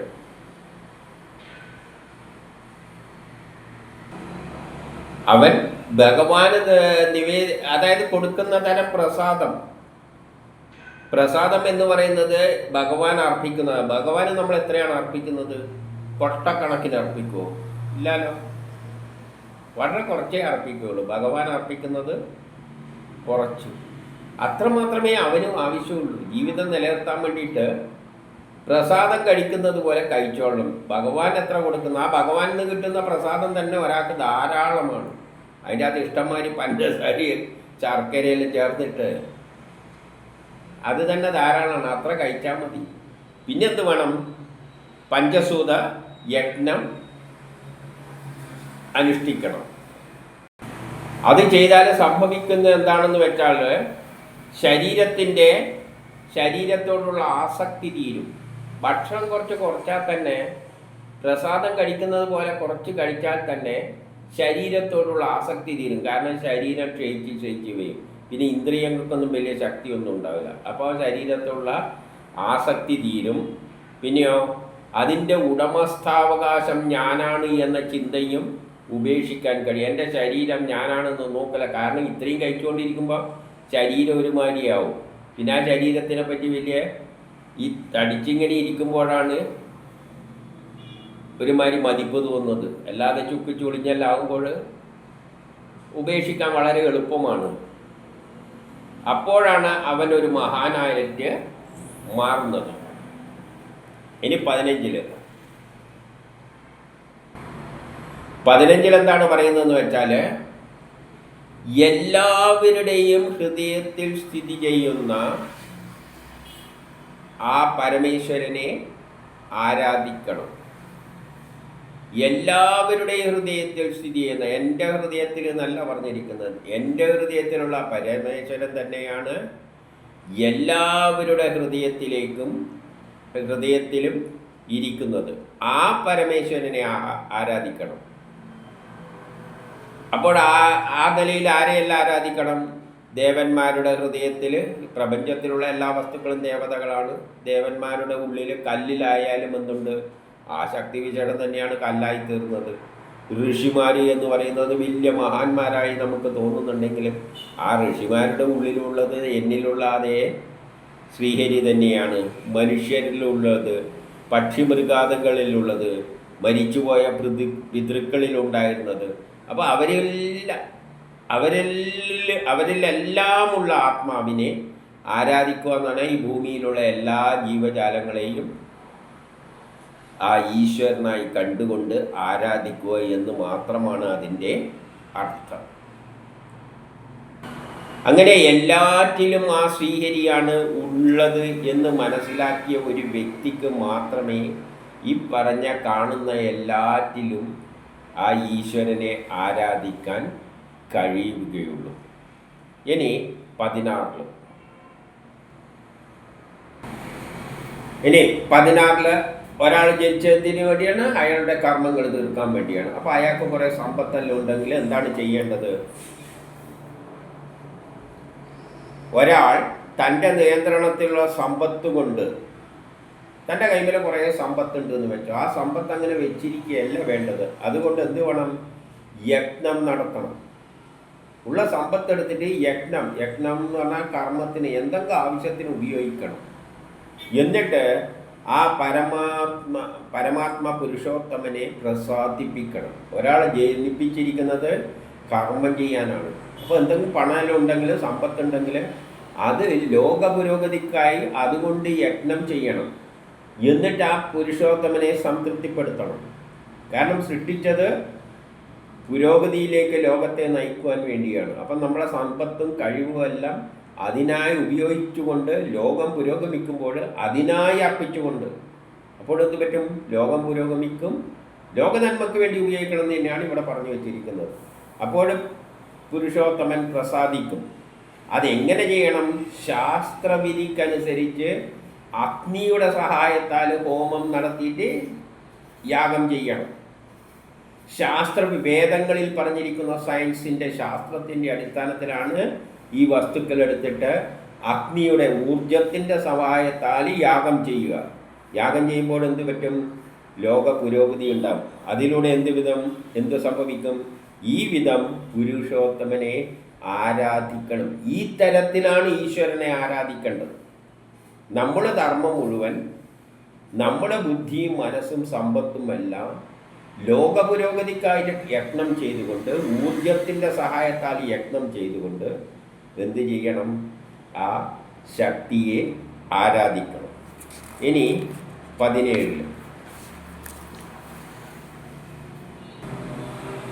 എന്താ പറഞ്ഞതെന്ന് വെച്ചാൽ, പരമപുരുഷോത്തമൻ ആ ശ്രീഹരി യാഗങ്ങൾ ആസ്വദിക്കുന്നവനാണ്. നമ്മൾ ചെയ്യുന്ന കർമ്മങ്ങളെല്ലാം ആ ശക്തി വിശേഷം ആസ്വദിക്കും. എന്നാൽ ബ്രാഹ്മണരുടെ മുഖത്തുകൂടെ ധാന്യങ്ങളും മറ്റും സമർപ്പിക്കുമ്പോൾ, ധാന്യങ്ങളും നെയ്യുകളും എന്ന് പറഞ്ഞാൽ നമ്മൾ എന്തെങ്കിലും കർമ്മം ചെയ്യാൻ ഉപയോഗിക്കുന്ന വസ്തുക്കൾ ബ്രാഹ്മണരുടെ മുഖത്തുകൂടെ സമർപ്പിക്കുമ്പോൾ അദ്ദേഹം കൂടുതൽ സംതൃപ്തനാകുന്നു. ബ്രാഹ്മണരെന്ന് പറഞ്ഞാൽ ശാസ്ത്രജ്ഞാനമുള്ള, സയൻസിൻ്റെ, അതായത് നല്ല പണ്ഡിതരുടെ, ശാസ്ത്രത്തിൽ താല്പര്യമുള്ള പണ്ഡിതരായിരിക്കുന്നവർ, അവരിലൂടെ നിങ്ങൾ യജ്ഞങ്ങൾ ചെയ്യുകയാണെങ്കിൽ അദ്ദേഹം കൂടുതൽ സന്തോഷിക്കുമെന്ന് പറഞ്ഞു കഴിഞ്ഞാൽ, നമ്മളിപ്പോൾ വീട് വെക്കുന്നുണ്ടെങ്കിൽ സാധാരണ ഒരാളെ പിടിച്ച് വീട് വെപ്പിക്കുക, ഒരാളെ ഏൽപ്പിച്ചിട്ട് വീട് വെക്കുമെന്ന് പറയാം. അല്ലെങ്കിൽ നല്ല പണ്ഡിതനായ ഒരു ആർക്കിടെക്റ്റിനെ വിളിച്ചുകൊണ്ട് കർമ്മം ചെയ്യുകയാണ്. അയാൾക്ക് എന്താണ്? ശാസ്ത്രബോധത്തിലൂടെയാണ് ചെയ്യുക. അവരെയാണ് ബ്രാഹ്മണരെന്ന് പറയുന്നത്, നല്ല ജ്ഞാനമുള്ളവർ. ആ ചെയ്യുമ്പോഴുണ്ടാകുന്ന ഉൽപ്പന്നം എന്തായിരിക്കും? ആ വീടെല്ലാം എന്തായിരിക്കും? ഭയങ്കരമായിരിക്കും.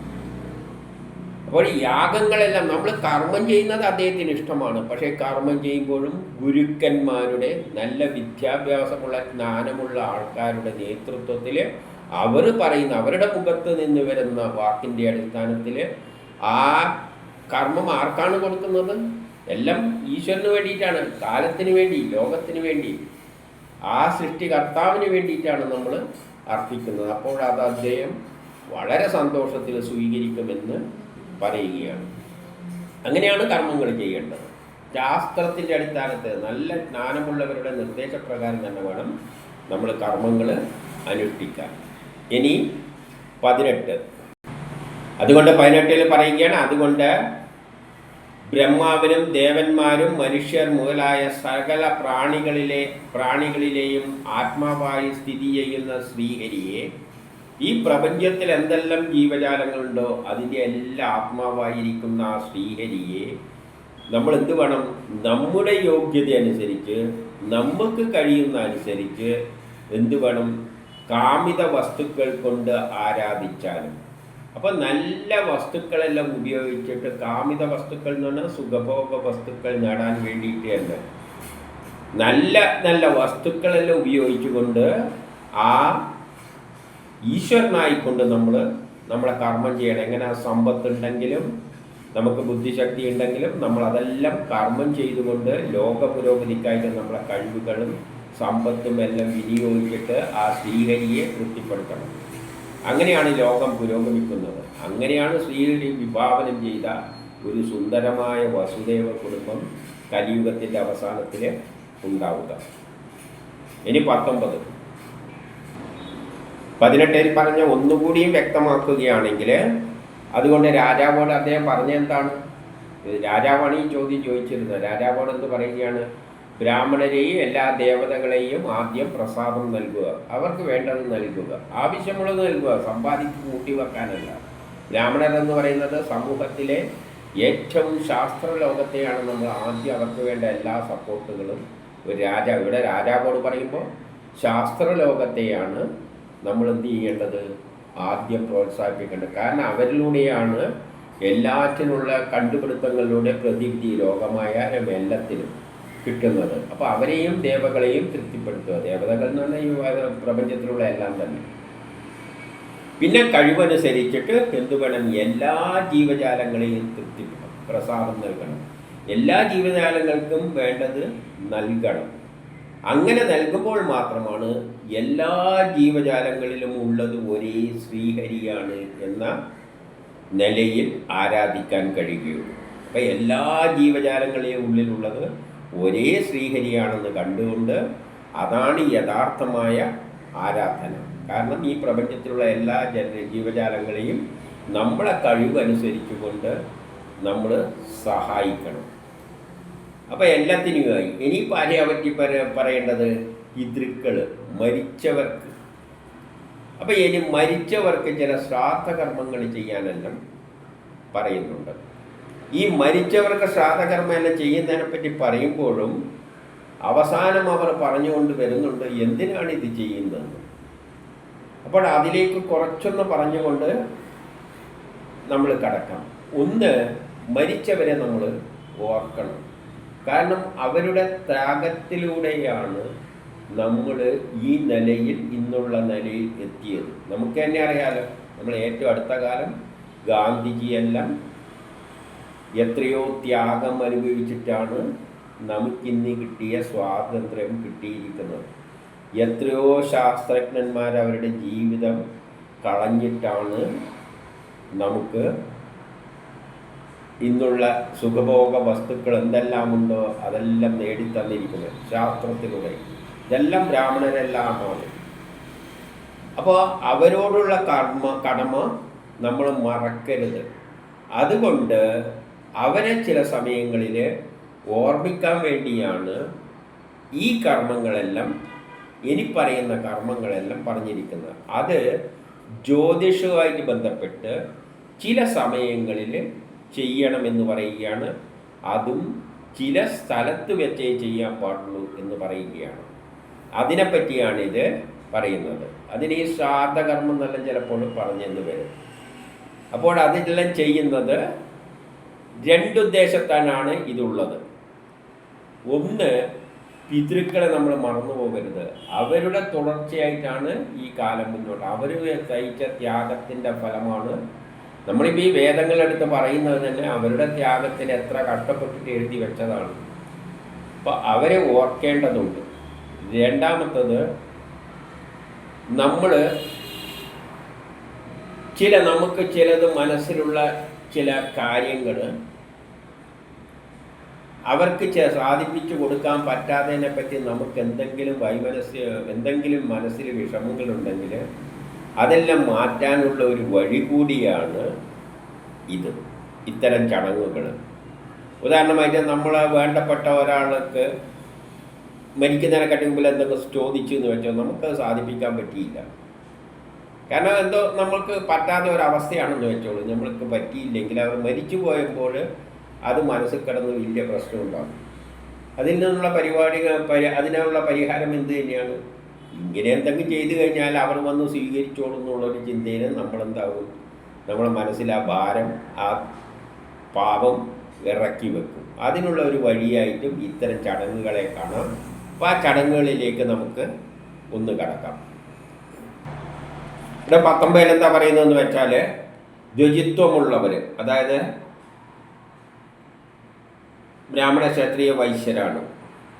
അവരിൽ ധനികരായവർ, പണമുള്ളവർ മാത്രം ചെയ്താൽ മതി. ധനികരായ ഉള്ളവർ ധനമനുസരിച്ചിട്ട് പിതാക്കൾക്ക് അവരുടെ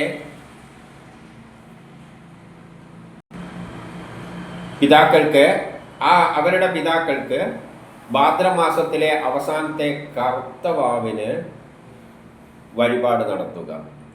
അതേപോലെ തന്നെ പിതൃക്കളുടെ ബന്ധുക്കൾക്ക് അശ്വനി മാസത്തിലെ മഹാലയ ചടങ്ങുകളിൽ വഴിപാട് നടത്തുക. അപ്പം ചില മാസങ്ങളിലെ ചില സമയങ്ങൾ എടുത്തുകൊണ്ടാണ് കർമ്മങ്ങൾ ചെയ്യാൻ പറയുന്നത്. ഇതേപോലെ തന്നെയാണ് ഇനിയുള്ള കുറച്ച് സൂക്തങ്ങളുള്ളത്. ഇനി 20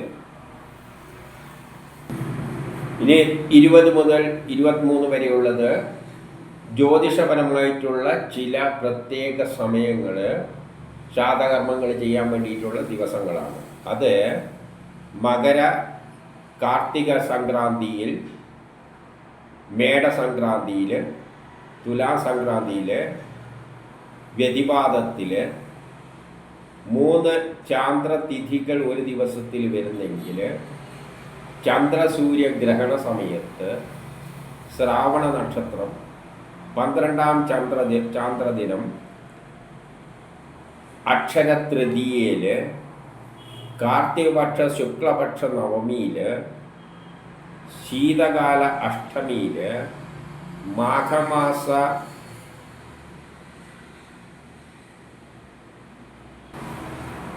ശുക്ലപക്ഷ സപ്തമിയിൽ, ഇനി ദ്വിതീയ വരുന്ന അനുരാധ, ശ്രാവണ,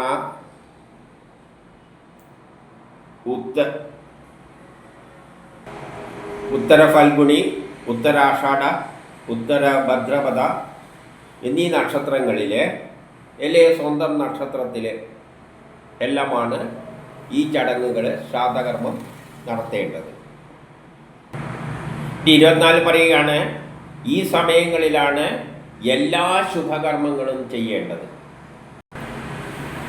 അതായത് ഈ കാലങ്ങൾ പിതൃക്കളെ ഓർക്കുക. പിതൃക്കളുടെ ജ്ഞാനമാണ് നമ്മൾ നേടിക്കൊണ്ട് അവർ നേടിയെടുത്ത ജ്ഞാനത്തിലൂടെയാണ് നമ്മൾ കർമ്മങ്ങൾ ചെയ്തിട്ട് പുരോഗതിയിലേക്ക്, അവർ ചെയ്ത തുടർച്ചയായിട്ടാണ് നമ്മൾ മുന്നോട്ടേക്ക് ലോകത്തെ കൊണ്ടുപോകുന്നത്. അപ്പോൾ അവരെ ഓർത്തുകൊണ്ട് തന്നെ നമ്മൾ എന്ത് ചെയ്യണം? കർമ്മങ്ങൾ ഈ സമയങ്ങളിൽ വേണം കർമ്മങ്ങളെല്ലാം ചെയ്യാൻ. നമ്മൾ എന്ത് പ്രവർത്തികൾ ചെയ്യുന്നുണ്ടെങ്കിലും ഈ സമയത്തിൽ ചെയ്യുന്നത് ശുഭകർമ്മമാണെന്നും പറയുന്നു. അതായത് അതിലൂടെ നമുക്ക് നേടുന്ന എന്താണെന്ന് വെച്ചാൽ, നമ്മുടെ ചെറിയ ജീവിതകാലത്ത് ഹ്രസ്വമായ ആയുസ്സുള്ള നമുക്ക് നമ്മുടെ ആയുസ് എന്തായിത്തീരും? വിജയപരം, നമ്മുടെ ജീവിതം വിജയപ്രദമായിട്ട് തീരും. ഇത്തരം സമയങ്ങൾ, അത് ചില പുതിയ കർമ്മങ്ങളെല്ലാം ചെയ്യുന്നതിനുള്ള ശുഭമുഹൂർത്തങ്ങളായിട്ട് പോലും ഇതിനെ പറഞ്ഞുകൊണ്ടാണ് പോകുന്നത്. പൂർവികർ ചെയ്തതിൻ്റെ തുടർച്ചയാണ് നമ്മൾ ചെയ്യുന്നത്.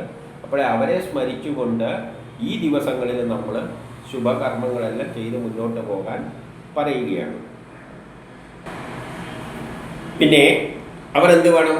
മോക്ഷം ലഭിക്കാൻ ശ്രമിക്കുന്നവരുടെ സ്വത്തുകളെല്ലാം ഇവർ ദാനമായിട്ട് ലോകത്തിന് വേണ്ടി ഉപയോഗിക്കണം എന്ന് തന്നെയാണ് പറയുന്നത്. അപ്പോൾ എന്ത് വേണം? ഈ സമയത്തിൽ ഗംഗ പോലെയുള്ള നദികളിൽ പോയിട്ട് സ്നാനം ചെയ്യുക, പുണ്യസ്ഥലങ്ങളിൽ പോയിട്ട് സ്നാനം ചെയ്യുക, അവിടെ ജപിക്കുക, അവിടെ ഇരുന്നു കൊണ്ട് ആ പരമേശ്വരനെ ശ്രീഹരിയെ ജപിക്കുക. പിന്നെ എന്ത് വേണം? ദാനം ചെയ്യുക. നമ്മുടെ കൈമേലുള്ള വസ്തുക്കളെല്ലാം വേണ്ടവർക്ക് യോഗ്യതയുള്ളവർക്ക് കൊടുക്കണം. ആർക്കെങ്കിലും കൊടുക്കരുത്, അതിന് അർഹതയായവർക്ക് കൊടുക്കുക. ബ്രാഹ്മണർ, നേരത്തെ പറഞ്ഞവരെ ബ്രാഹ്മണർ, ദേവകൾ, ജീവജാലങ്ങൾ എല്ലാവർക്കുമായിട്ട് അവരെയെല്ലാം ആരാധിക്കുക. കാണുന്ന ഈ ജീവജാലങ്ങളെ, ബ്രാഹ്മണരായ ബുദ്ധിമാന്മാരെ പ്രത്യേകിച്ച്, പിന്നെ മറ്റുള്ള മനുഷ്യരെ, ജീവജാലങ്ങളെ എല്ലാം നമ്മളെ കഴിവനുസരിച്ച് അവരെയെല്ലാം ആരാധിക്കുക എന്ന് പറയുമ്പോൾ ഈ പ്രപഞ്ചത്തെ മുഴുവൻ ശ്രീഹരിയായിട്ട് ദർശിച്ചു കൊണ്ടുള്ള ഒരു ആരാധനയാണ് ഇവിടെ ഉദ്ദേശിക്കുന്നത്. അല്ലാതെ മനുഷ്യരെ ആരാധിക്കുക എന്ന് പറയുന്ന അർത്ഥത്തിലല്ല. എല്ലാവരിലും ശ്രീഹരിയെ കണ്ടുകൊണ്ടുള്ള ഒരു മാനസിക അവസ്ഥയിൽ അവരെ ആരാധിക്കുക.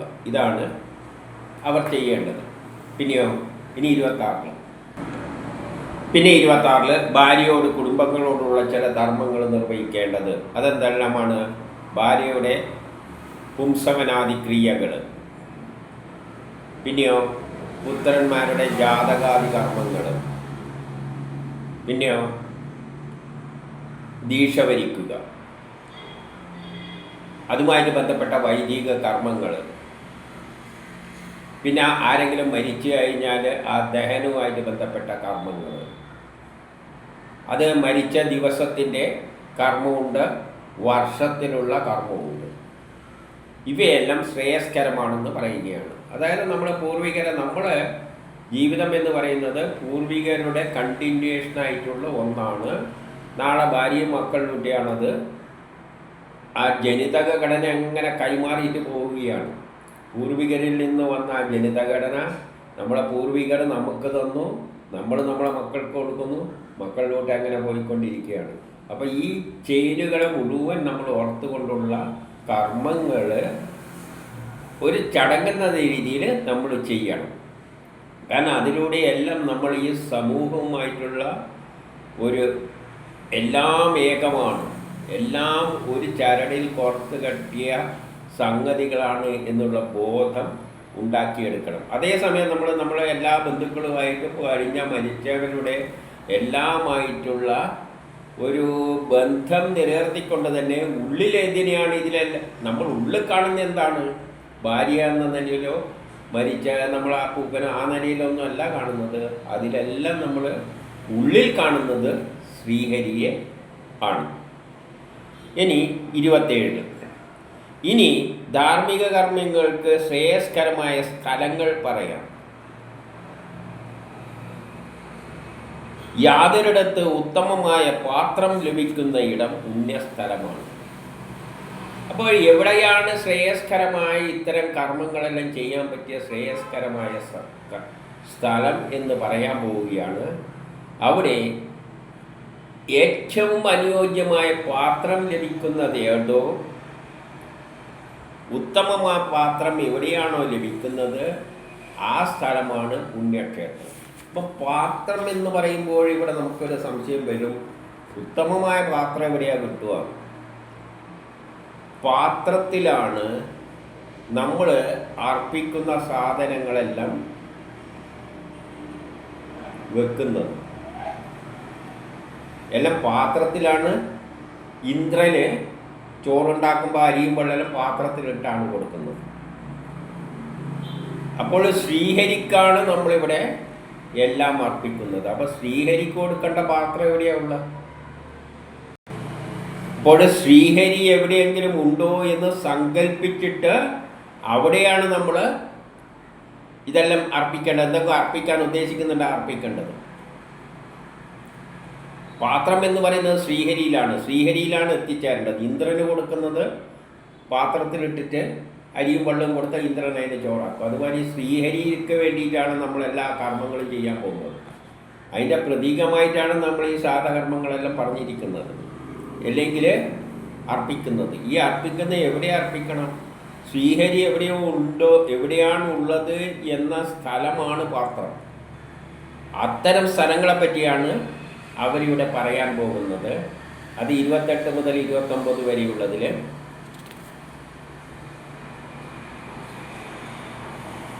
യാതൊരുവനിൽ സകല ചരാചര ജഗത്തും സ്ഥിതി ചെയ്യുന്നുവോ, യാതൊരുവിലാണ് ഈ ജഗത്ത് മുഴുവൻ സ്ഥിതി ചെയ്യുന്നത്, ആ ഭഗവാന്റെ രൂപം സൽപാത്രമായി യാതൊരിടത്ത് ലഭിക്കുന്നുവോ അങ്ങനെ ഒരു പാത്രം. ഈ പ്രപഞ്ചം മുഴുവൻ ശ്രീഹരിയിലാണ് ഇരിക്കുന്നത്. അപ്പം ആ ഭഗവാന്റെ രൂപം ഉള്ള സ്ഥലമാണ് നമ്മൾ അർപ്പിക്കേണ്ടത്. അങ്ങനെയുള്ള ഒരു രൂപം സൽപാത്രമായി കാണണം. ശ്രീഹരി എവിടെയാണോ ഉള്ളത് അതൊരു സൽപാത്രമായി സങ്കല്പിച്ചുകൊണ്ട് അവിടെ അർപ്പിക്കുക. അതെവിടെയാണ് കാണുമെന്ന് വെച്ചാൽ തപസ്, ജ്ഞാനം, കർത്തവ്യം മുതലായുള്ള സ്ഥലത്ത്. തപസ് എന്ന് പറഞ്ഞാൽ ശ്രേഷ്ഠമായ കർമ്മങ്ങൾ നടക്കുന്ന സ്ഥലം. ലോക പുരോഗതിക്കായിട്ട് ശ്രേഷ്ഠമായ കർമ്മങ്ങൾ, ജ്ഞാനം ഉള്ള സ്ഥലം. അതായത് വിദ്യാഭ്യാസമൊന്നും ഇല്ലാതെ ആൾക്കാർ ചെയ്യുന്നിടത്തല്ല വേണ്ടത്. നല്ല ശ്രേഷ്ഠമായ തപസ്, എല്ലാവരും ഒറ്റ മനസ്സോടുകൂടി ഒരു ലക്ഷ്യത്തിന് വേണ്ടി ഏതൊരു ദേശത്ത് എല്ലാവരും ഒത്തുകൂടുന്നുവോ, എവിടെ ജ്ഞാനത്തിൻ്റെ അടിസ്ഥാനത്തിൽ കർമ്മം ചെയ്യുന്നുവോ, എവിടെ കരുണയുണ്ടോ, എവിടെ ബ്രാഹ്മണന്മാരുണ്ടോ, അതായത് അവിടെയും ബ്രാഹ്മണന്മാരെ തന്നെയാണ് ഉദ്ദേശിക്കുന്നത്, ബുദ്ധിയുള്ള ജനങ്ങൾ എവിടെയുണ്ടോ അവിടെ. പിന്നെ വേറെ സ്ഥലമുണ്ട്. അപ്പം ആ സ്ഥലങ്ങളിൽ വേണമെങ്കിൽ അത്തരമുള്ള സ്ഥലം എടുത്തിട്ട് അവിടെ ശ്രീഹരി ഉണ്ട് എന്ന് സങ്കല്പിക്കാം. ഉദാഹരണമായിട്ട് നല്ലൊരു മനുഷ്യനുണ്ട്, വളരെ നല്ല പെരുമാറ്റമുള്ള അയാളുടെ ഹൃദയത്തിൽ ശ്രീഹരി ഉണ്ട് എന്ന് നമ്മൾ സങ്കല്പിക്കുന്നത് പോലെ ഈ ഗുണങ്ങളെല്ലാം ഉള്ള സ്ഥലം ആകാം. പിന്നെ പുരാണങ്ങളിലെ ഗംഗ പോലെയുള്ള പുരാണങ്ങളിൽ പറഞ്ഞിരിക്കുന്ന ചില സ്ഥലങ്ങൾ അതെല്ലാം ശ്രേയസ്കരമായിട്ട് എടുക്കാം. കാരണം പുരാണങ്ങളിൽ ചില സ്ഥലത്തെ പറ്റി പറയല്ലോ, ആ സ്ഥലങ്ങൾ വേണമെങ്കിൽ എടുക്കാം. പിന്നെ 30, 31, 32 പുഷ്കര മുതലായ സ്ഥലം, ഇതെല്ലാം പുഷ്കരയെല്ലാം പുരാണങ്ങളിൽ വരുന്നതാണ്. മഹാത്മാക്കളിൽ പ്രസിദ്ധമായ സ്ഥലം, മഹാത്മാക്കളുടെ പ്രസിദ്ധമായ സ്ഥലം എന്ന് പറഞ്ഞാൽ നമുക്ക് വേണ്ടിക്കിൽ വേദവ്യാസൻ്റെയോ അത്രി മഹർഷിയുടെയോ അങ്ങനെയെല്ലാം ഉള്ള ഗാന്ധിജിൻ്റെ പഠിക്കെടുക്കുക. അവിടെയെല്ലാം ഈശ്വരൻ അവിടെയെല്ലാം തന്നെയാണ് കിടക്കുന്നത്. പിന്നെ ഗയ, പ്രയാഗ, സാളഗ്രാം കേന്ദ്രങ്ങൾ, ഇതെല്ലാം വേദങ്ങളിൽ പറഞ്ഞിരിക്കുന്ന കാര്യങ്ങൾ. നൈമിഷാരണ്യം, അങ്ങനെ പല സ്ഥലവും എവിടെയെങ്കിലും വേദങ്ങൾ ചൂണ്ടിക്കാണിച്ചിട്ടുണ്ട്, ആ സ്ഥലമാകാം. പിന്നെ രാമേശ്വരം, പ്രഭാസതീർത്ഥം, പിന്നെ ബദരികാശ്രമം, അളകനന്ദ, പിന്നെ സീതയും ശ്രീരാമനും എല്ലാം ഇന്നടുത്ത് താമസിച്ചിട്ടുണ്ട് എന്ന് പറഞ്ഞിട്ടുണ്ടെങ്കിൽ വിയോഗകാലത്ത് താമസിച്ച സ്ഥലമാണ് കുറച്ചും കൂടി ശ്രേഷ്ഠമെന്ന് പറഞ്ഞു വെച്ചിട്ടുണ്ട്. മലയം, മഹേന്ദ്രം, ഇവയെല്ലാം മഹാവിഷ്ണുവിൻ്റെ അല്ലെങ്കിൽ ശ്രീഹരിയുടെ സ്ഥിരവിഗ്രഹ പ്രതിഷ്ഠയ്ക്ക് യോജിച്ച സ്ഥലങ്ങളായിട്ടെല്ലാം പറയുന്നു. പിന്നെ 33 പറയുകയാണ്, ഇത്തരം ശ്രേയസ്കരങ്ങളായ സ്ഥലങ്ങൾ, ശ്രേഷ്ഠമായ സ്ഥലങ്ങൾ ശ്രേയസ് ആഗ്രഹിക്കുന്നവരെ ഇടക്കിടക്ക് സന്ദർശിക്കണം. കാരണം ഇവിടങ്ങളിലെ പുണ്യകർമ്മം മനുഷ്യർക്ക് 1000 മടങ്ങ് ഫലം ചെയ്യും എന്ന് പറയുകയാണ്. ഇവിടെ വേദങ്ങൾ എഴുതിയ ഋഷികൾ വേദങ്ങൾ എഴുതിയിട്ട് അതൊന്നും ആരും വായിക്കുന്നില്ല. പിന്നെ അവർ എന്ത് ചെയ്തു? പുരാണ കഥകളെല്ലാം കുറേ എഴുതി. ഈ കഥകളെ ഓരോ ദേശത്തിലുള്ള പ്രധാനപ്പെട്ട ടൂറിസ്റ്റ് കേന്ദ്രമാതിരിയുള്ള സ്ഥലങ്ങളെല്ലാമായിട്ട് ബന്ധിപ്പിച്ചിട്ടാണ് പറഞ്ഞിരിക്കുന്നത്. എന്ത് വിശിഷ്ടമായ സ്ഥലങ്ങളോ കുന്നുകളോ നദികളോ എന്തെങ്കിലും ഉണ്ടെങ്കിൽ അവിടെയെല്ലാം ഇവർ ഈ കഥേനെ ബന്ധിപ്പിച്ചുകൊണ്ടാണ് പോയിരിക്കുന്നത്. അതുകൊണ്ട് അവിടെയെല്ലാം ഓരോ ഐതിഹ്യ കഥകൾ വെച്ചിട്ടുണ്ട്. അതുകൊണ്ട് എന്താണ് അവർ ഉദ്ദേശിച്ചതെന്ന് വെച്ചാൽ ഈ പുരാണ കഥകൾ നഷ്ടപ്പെട്ടു പോകരുത്. അപ്പം നഷ്ടപ്പെട്ടു പോകാതെ ഓരോ ദേശത്തിനും ആ പേരും കൊടുത്ത് അതിൻ്റെ കൂടെ ഓരോ കഥയെ അറ്റാച്ച് ചെയ്തത് കൊണ്ട് ആരെങ്കിലും എല്ലാം അതിൽ ചെയ്ത് താല്പര്യമുണ്ടായി അവിടെ പോകുമ്പോൾ ആ കഥയും അവർ ഓട്ടോമാറ്റിക്കായിട്ട് മനസ്സിലാകും. അല്ലാതെ പുസ്തകത്തിൽ എഴുതി വെച്ച ആരെടുത്ത് വായിക്കാനൊന്നും പോകുന്നില്ല. ഇപ്പം രാമേശ്വരത്ത് പോകുന്നു എന്ന് പറഞ്ഞാൽ രാമേശ്വരം എന്താ പ്രാധാന്യം, അത് മറ്റേ അങ്ങനെ ഇങ്ങനെയാണെന്നല്ല പറഞ്ഞു കൊടുക്കും. ഈ കഥകൾ ഇങ്ങനെയാണ് നശിച്ചു പോകാതെ അവർ, കാരണം ഈ കഥകളിലെല്ലാം ശാസ്ത്ര രഹസ്യങ്ങളാണുള്ളത്. അതുകൊണ്ട് അവരെന്ത് ചെയ്തു, ഈ കഥകളെല്ലാം ഒരു പുണ്യസ്ഥലങ്ങളുമായിട്ട് ബന്ധിപ്പിച്ചിട്ട് നമുക്ക് കുറച്ച് ആചാരങ്ങൾ ഇട്ട് തന്നിട്ട് പൂർവികര പിതൃക്കൾക്കെല്ലാം സംതൃപ്തിക്ക് വേണ്ടി ഇന്ന സ്ഥലത്ത് പോയിട്ട് മുങ്ങിയാൽ മതി, ഗംഗയിൽ പോയി മുങ്ങിയാൽ മതി എന്നെല്ലാം പറഞ്ഞ് അതിൻ്റെ പിന്നിലെല്ലാം ഓരോ കഥ വെച്ച് പിടിപ്പിച്ചിട്ടുണ്ട്. എല്ലാം പുരാണ കഥകളിൽ നോക്കിക്കഴിഞ്ഞാൽ ഇഷ്ടംമാതിരി കഥയുണ്ട്. ഓരോ സ്ഥലവുമായിട്ട് ബന്ധിപ്പിച്ച് ഓരോ കഥകൾ. അവിടെ പോയാൽ നിങ്ങളെ പാപമെല്ലാം തീരുന്നാണ് പറഞ്ഞു വെച്ചിരിക്കുന്നത്. മനുഷ്യരെപ്പോഴും പാപിയാണല്ലോ. അപ്പോൾ പാപം തീരാൻ വേണ്ടി ഇവരാടെ പോകുമ്പോൾ ഈ കഥകളും അങ്ങനെ എന്ത് പറ്റുന്നുണ്ട്, ഈ പുരാണ കഥകളെല്ലാം വായിക്കാതെ തന്നെ എല്ലാ ജനവിഭാഗങ്ങളുടെയും മനസ്സിലേക്ക് ആ കഥ അവർ അടിച്ചു കയറ്റി വെച്ചിട്ടുണ്ട് കഥ രൂപത്തിൽ. പിന്നെ അതിൻ്റെ പിന്നിലുള്ള ശാസ്ത്രങ്ങൾ മനസ്സിലാക്കുക, ആരെങ്കിലും മനസ്സിലാക്കിക്കോളും. എന്തായാലും കഥ നഷ്ടപ്പെടുത്തരുത്, ഇതാണ് ഇവർ ഇതുകൊണ്ട് ഉദ്ദേശിക്കുന്നത്. അതുകൊണ്ടാണ് വേദങ്ങളിൽ പറഞ്ഞിരിക്കുന്നത്. ഈ പറഞ്ഞ സ്ഥലങ്ങളെല്ലാം വേദങ്ങളിലല്ല പുരാണങ്ങളിലെ ഓരോ കഥയിൽ എടുത്തു പറഞ്ഞിരിക്കുന്ന സ്ഥലങ്ങളാണ്. ഇനി 34 പറയുകയാണ്, സൽപാത്രം നിർണയം ചെയ്യുവാൻ, അർപ്പിക്കേണ്ട സ്ഥലം ഏതാണെന്ന് നിർണയം ചെയ്യുവാനുള്ള അവകാശം അല്ല ഏറ്റവും അർഹൻ ആരാണ്? ശ്രീഹരി മാത്രമാണ്. അതായത് ശ്രീഹരിയെ മുൻനിർത്തി വേണം നമ്മൾ എല്ലാ കർമ്മങ്ങളും ചെയ്യുവാൻ. അപ്പോൾ ശ്രീഹരി മാത്രമാണ് അത് നിശ്ചയിക്കാനുള്ളത്. അതായത് ആർക്കെങ്കിലും എവിടെയെങ്കിലും പിന്നെ വെച്ച് പറയരുത്, ഇതിനും ഇമ്പോർട്ടൻസ് കൊടുക്കും, കൂടിപ്പോയാൽ ദോഷവുമാണ്. അതുകൊണ്ട് അതിനുള്ള അർഹൻ ശ്രീഹരി അധികാരം ശ്രീഹരിക്ക് മാത്രമാണ്. കാരണം സ്ഥാവര ജംഗമ സ്വത്തുക്കളുടെ എല്ലാം അധീശൻ ആരാണ്? അതെല്ലാം ഇദ്ദേഹത്തിൻ്റെ രൂപമാണ്, തൽസ്വരൂപമാണ്. ഏത്? ഈ പറഞ്ഞ സ്ഥലങ്ങൾ എല്ലാ ജംഗമ വസ്തുക്കളുടെയും ജന്മവസ്തുക്കൾ, എല്ലാ തരം ഈ സ്ഥാവര ജംഗമ വസ്തുക്കളെല്ലാം തന്നെ ശ്രീഹരിയുടെ രൂപമാണ്. അതുകൊണ്ട് തന്നെ എവിടെയാണ് സൽപാത്രം നിർണയിക്കേണ്ടത് എന്നത് ശ്രീഹരിയിൽപ്പെട്ട കാര്യമാണ്. അതുകൊണ്ട് 35 ധർമ്മപുത്ര രാജാവേ എന്ന് വിളിച്ചുകൊണ്ട് പിന്നെ പറയുകയാണ്, അന്ന് പണ്ട് രാജസൂയ യജ്ഞം നടത്തുമ്പോൾ ദേവകൾ, ഋഷികൾ, സിദ്ധന്മാര്, ബ്രഹ്മപുത്രന്മാരായ സനതാദികൾ എന്നിവരെല്ലാം സന്നിഹിതരായിരുന്നു. അവിടെ എല്ലാ വിശിഷ്ട വ്യക്തികളും അതേ രാജസൂയ യജ്ഞം നടത്തുമ്പോൾ സന്നിഹിതരായിരുന്നു. പക്ഷേ അതിലെല്ലാം തന്നെ അവരെല്ലാം തന്നെ അവിടെ ഉണ്ടായിരുന്നിട്ടും ആരെയാണ് ആദ്യം ആരാധിക്കേണ്ടത് എന്ന് തീരുമാനിച്ചപ്പോൾ ആരെയാണ് തീരുമാനിച്ചത്? ഈ ശ്രീഹരിയെ തന്നെയാണ് ആദ്യം ആരാധിക്കേണ്ടത് എന്ന് തീരുമാനിച്ചത്. കാരണം അങ്ങ് രാജസൂയ നടത്തുമ്പോൾ അങ്ങനെ ഒരു സംസാരം ഉണ്ടായല്ലോ, ആരെ ആരാധിക്കണം. ഇവിടെ എല്ലാം ദേവന്മാരുണ്ട്, ഋഷികളുണ്ട്, സിദ്ധന്മാരുണ്ട്, സനകാദികളെല്ലാം ഉണ്ട്. ആരെയാണ് ആരാധിക്കേണ്ടത് ചോദിച്ചപ്പോൾ ഒരു തർക്കം വന്നപ്പോൾ ശ്രീഹരി തന്നെ എന്ന് പണ്ട് തീരുമാനിച്ചതാണല്ലോ. അതേ എല്ലാ കാര്യത്തിലും ശ്രീഹരി തന്നെയാണ് അർഹൻ.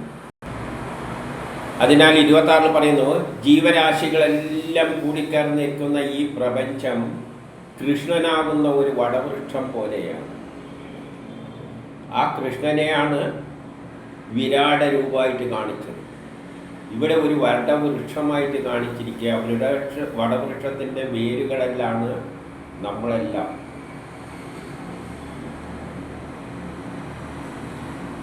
അപ്പോൾ ഈ പ്രപഞ്ചം മുഴുവൻ ഒരു വടവൃക്ഷം പോലെ ആ ശ്രീകൃഷ്ണൻ നിറഞ്ഞ് നിൽക്കുകയാണ്.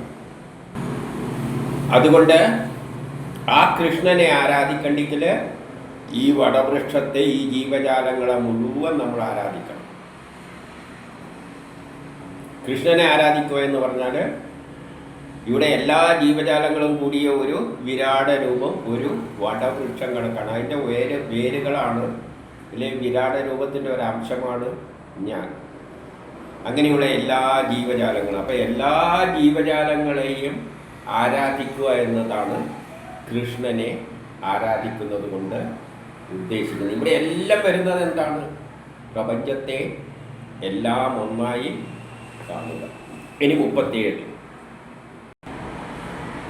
എന്താ പറയുന്നതെന്ന് വെച്ചാൽ, ഈ ശ്രീകൃഷ്ണ പരമാത്മാവ്, ശ്രീകൃഷ്ണ പരമാത്മാവ്. അപ്പം കൃഷ്ണനിലേക്ക് എത്തുമ്പോൾ പരമാത്മാവിന് ശ്രീകൃഷ്ണൻ്റെ പേരും കൂടിയും ചേർത്തിട്ട് ശ്രീകൃഷ്ണ പരമാത്മാവാണ് മനുഷ്യ, മൃഗങ്ങൾ, ഋഷികൾ, ദേവഗതകൾ എന്നീ ആകൃതിയുള്ള പുരങ്ങൾ സൃഷ്ടിച്ചു.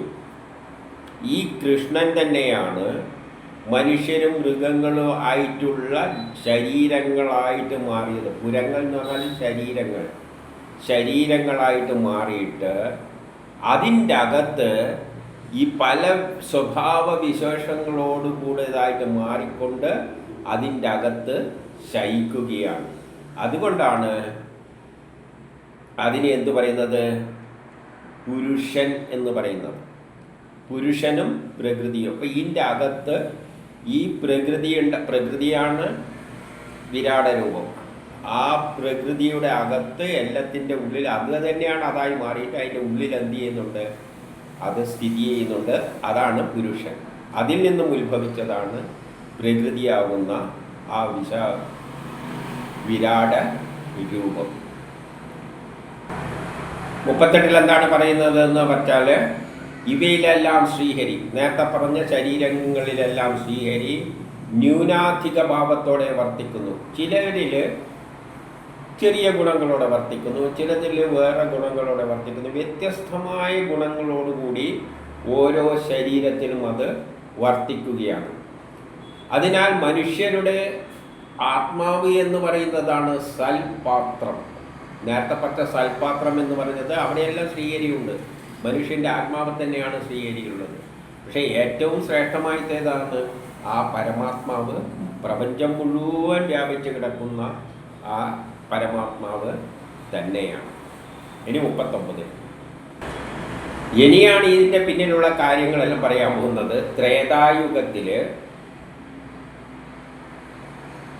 മനുഷ്യർക്കിടയിൽ അന്യോന്യം അന്ധകാര മനോഭാവം വന്നുപെട്ടപ്പോൾ, മനുഷ്യർക്ക് പരസ്പരം ശത്രുത ഇതെല്ലാം വന്നുപെട്ടപ്പോൾ, ത്രേതായുഗത്തിൽ മനുഷ്യരെല്ലാം എന്ത് പറ്റി? പരസ്പര അന്ധകാരത്തിൽപ്പെട്ട് പരസ്പരം ശത്രുത, അതും കൊള്ള ഇതെല്ലാം ചെയ്യുന്ന തരത്തിലേക്ക് മാറിയപ്പോൾ ക്രാന്തദർശികളായ മുനിമാർ, നല്ല ചിന്തിക്കാൻ കഴിവുള്ള മുനിമാരെന്ത് ചെയ്തു? പൂജക്കായി സാമഗ്രാമാദി പ്രതിമകൾ ഏർപ്പെടുത്തി. ഈ ഈശ്വരനെ, എല്ലാറ്റിലും നിറഞ്ഞു നിൽക്കുന്ന ഈശ്വരനെ മനസ്സിലാക്കാനുള്ള കഴിവൊന്നും ഇവർക്കില്ല. ഇവർ അന്ധകാരത്തിൽ അകപ്പെട്ടിരിക്കുകയാണ്. അതുകൊണ്ട് പിന്നെ ഇവരെന്ത് ചെയ്തു എന്ന് വെച്ചാൽ, ചില പ്രതിമകളെല്ലാം ഉണ്ടാക്കിയിട്ട് ഇതിനെയൊക്കെ ആരാധിക്കുമെന്ന് പറഞ്ഞു. അങ്ങനെയാണ് ഈ പ്രതിമകൾ വന്നത്. കാരണം പ്രതിമകളിലേക്ക് ഈ ആരാധിക്കാൻ ഇവിടെ ഈശ്വരനുണ്ട് എന്ന് പറഞ്ഞു കഴിഞ്ഞാൽ, ശരി, ഓരോ ഈശ്വരനെയും പിടിച്ചുകൊണ്ട് ആരാധിച്ചു എന്ന ഒരു നിലയിലേക്ക് എത്തി. കാരണം സർവത്ര ഇതുവരെ പറഞ്ഞത് എല്ലാ വ്യക്തികളും ഈശ്വരനാണ്, പ്രപഞ്ചം മുഴുവൻ നിറഞ്ഞു നിൽക്കുന്നത് ഈശ്വരനാണ്, ഈശ്വരനെ ഈ ലോകത്തിലുള്ളൂ. അത് മനസ്സിലാക്കാൻ കഴിയാത്ത കാലഘട്ടത്തിൽ അന്ധകാരത്തിൽ അകപ്പെട്ടു പോയപ്പോൾ ത്രേതായുഗത്തിൽ മുനിമാർക്ക് മനസ്സിലായി, ഇതൊന്നും ഇവന്മാരോട് പറഞ്ഞിട്ട് ഒരു കാര്യമില്ല.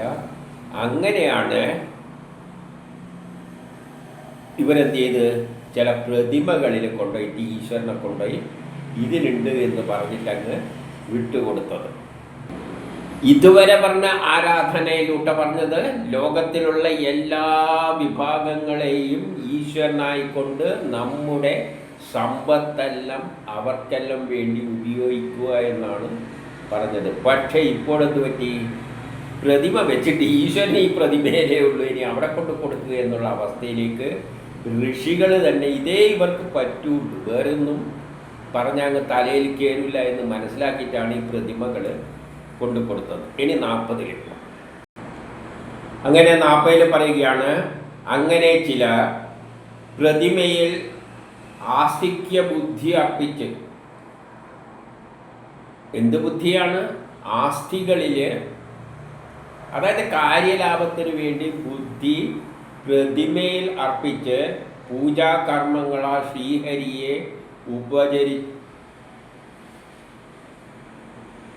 ഉപാസിച്ചു വരുന്നു. അപ്പം ചിലവരെന്ത് ചെയ്യാണ്? തങ്ങളുടെ ആഗ്രഹപൂർത്തിക്കായിക്കൊണ്ട് ശ്രീഹരിയെ ഈ വിഗ്രഹങ്ങളിൽ ആരാധിച്ചു വരികയാണ്. ഇങ്ങനെ ഉപാസിക്കപ്പെട്ടിരുന്നാലും കൂടി, അങ്ങനെ ഉപാസിച്ചാൽ കൂടി ആ പ്രതിമ ഈ യഥാർത്ഥ ഒരു ഭക്തരല്ലാത്തവർക്ക്, യഥാർത്ഥ വിഷ്ണുവിൻ്റെ ഭക്തർ എന്ന് പറയുന്നത് എല്ലാം ത്യജിച്ച് വിഷ്ണുവിൽ മനസ്സർപ്പിക്കുന്ന യഥാർത്ഥ ഭക്തരാണ്. ആ യഥാർത്ഥ ഭക്തർക്ക് ലഭിക്കുന്ന ഗുണമൊന്നും ഈ പ്രതിമയിൽ പൂജ അർപ്പിക്കുന്നവർക്ക് ലഭിക്കാൻ പോകുന്നില്ല. ശ്രീഹരി സംതൃപ്തനല്ല.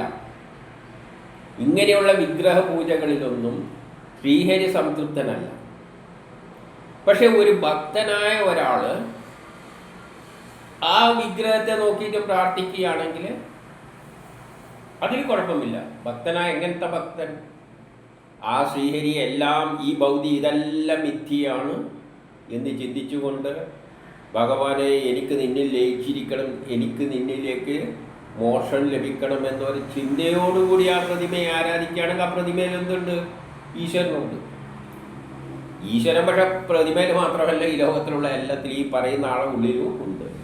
ആ നിലയിൽ വേണമെങ്കിൽ ആ പ്രതിമ കാണുമ്പോഴും ഒന്ന് ഉള്ളിൽ ആഗ്രഹിച്ചു കഴിഞ്ഞാൽ അതിൽ കുഴപ്പമില്ല.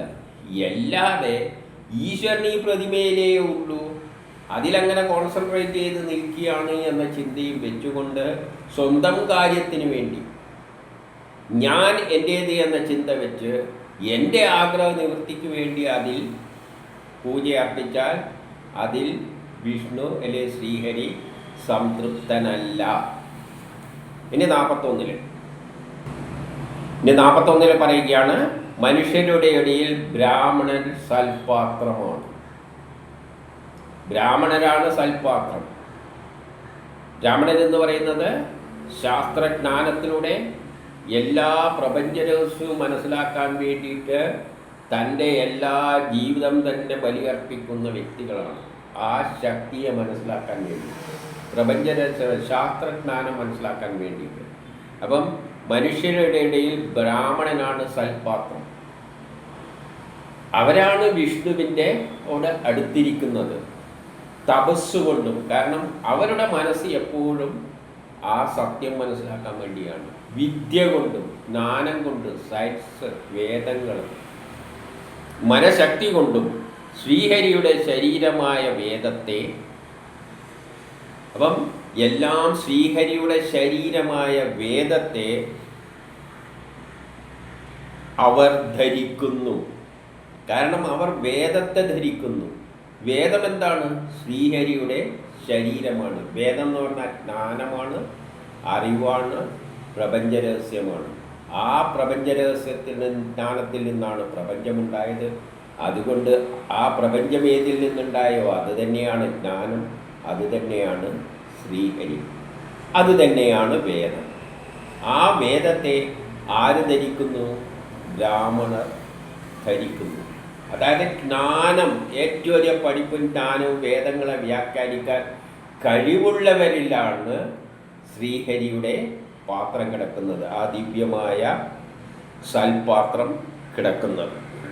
ഇനി 42 പറയാണ്, ലോകം മുഴുവൻ ജ്ഞാനത്തെ പ്രകാശിപ്പിക്കുന്ന ബ്രാഹ്മണർ.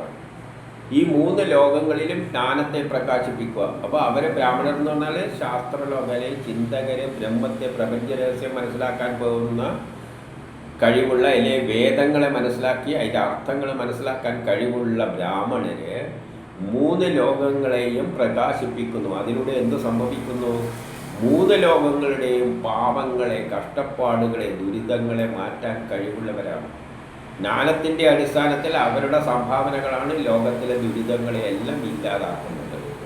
അങ്ങനെ 3 ലോകങ്ങളെയും അവരുടെ കർമ്മത്തിലൂടെ ശുദ്ധീകരിക്കുന്നത് കൊണ്ട് കൃഷ്ണൻ പോലും അതുവരെ ബ്രാഹ്മണരെ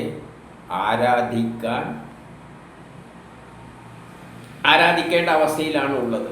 അത് കാരണം അവർ തന്നെയാണ്, ആ വേദം തന്നെയാണ് അവരെ സ്വീകരിച്ചിരിക്കുന്നത്. അവർ വേദങ്ങളുടെ വ്യാഖ്യാതാക്കളാണ്, വേദങ്ങളെയാണ് അവർ സ്വീകരിച്ചിരിക്കുന്നത്, ജ്ഞാനത്തെയാണ് സ്വീകരിച്ചിരിക്കുന്നത്. ആ ജ്ഞാനം തന്നെയാണ് ശ്രീകൃഷ്ണൻ. അതുകൊണ്ട് ശ്രീകൃഷ്ണനും അവരെ ആരാധിക്കുകയോ തിരിച്ച് ഇവർ ശ്രീകൃഷ്ണനെ ആരാധിക്കുകയോ എല്ലാം പറയുന്നതിൻ്റെ അർത്ഥം എന്താണ്? എല്ലാം അവർ ശ്രീകൃഷ്ണനോട് സമാനമാണ്. അത്രയും ജ്ഞാനം, വേദങ്ങളെ മനസ്സിലാക്കാൻ ശ്രമിക്കുന്ന വ്യക്തികളാണ് ലോകത്തിലെ പാപങ്ങളെ എല്ലാം അകറ്റുന്നത്. പാപമകറ്റാനുള്ള കഴിവുള്ളവർ ആര് തന്നെയാണ്? ശ്രീഹരി തന്നെയാണ്. അപ്പോൾ അവരെ ശ്രീഹരിക്ക് സമാനമായിട്ട് തന്നെ നമുക്ക് കാണാം.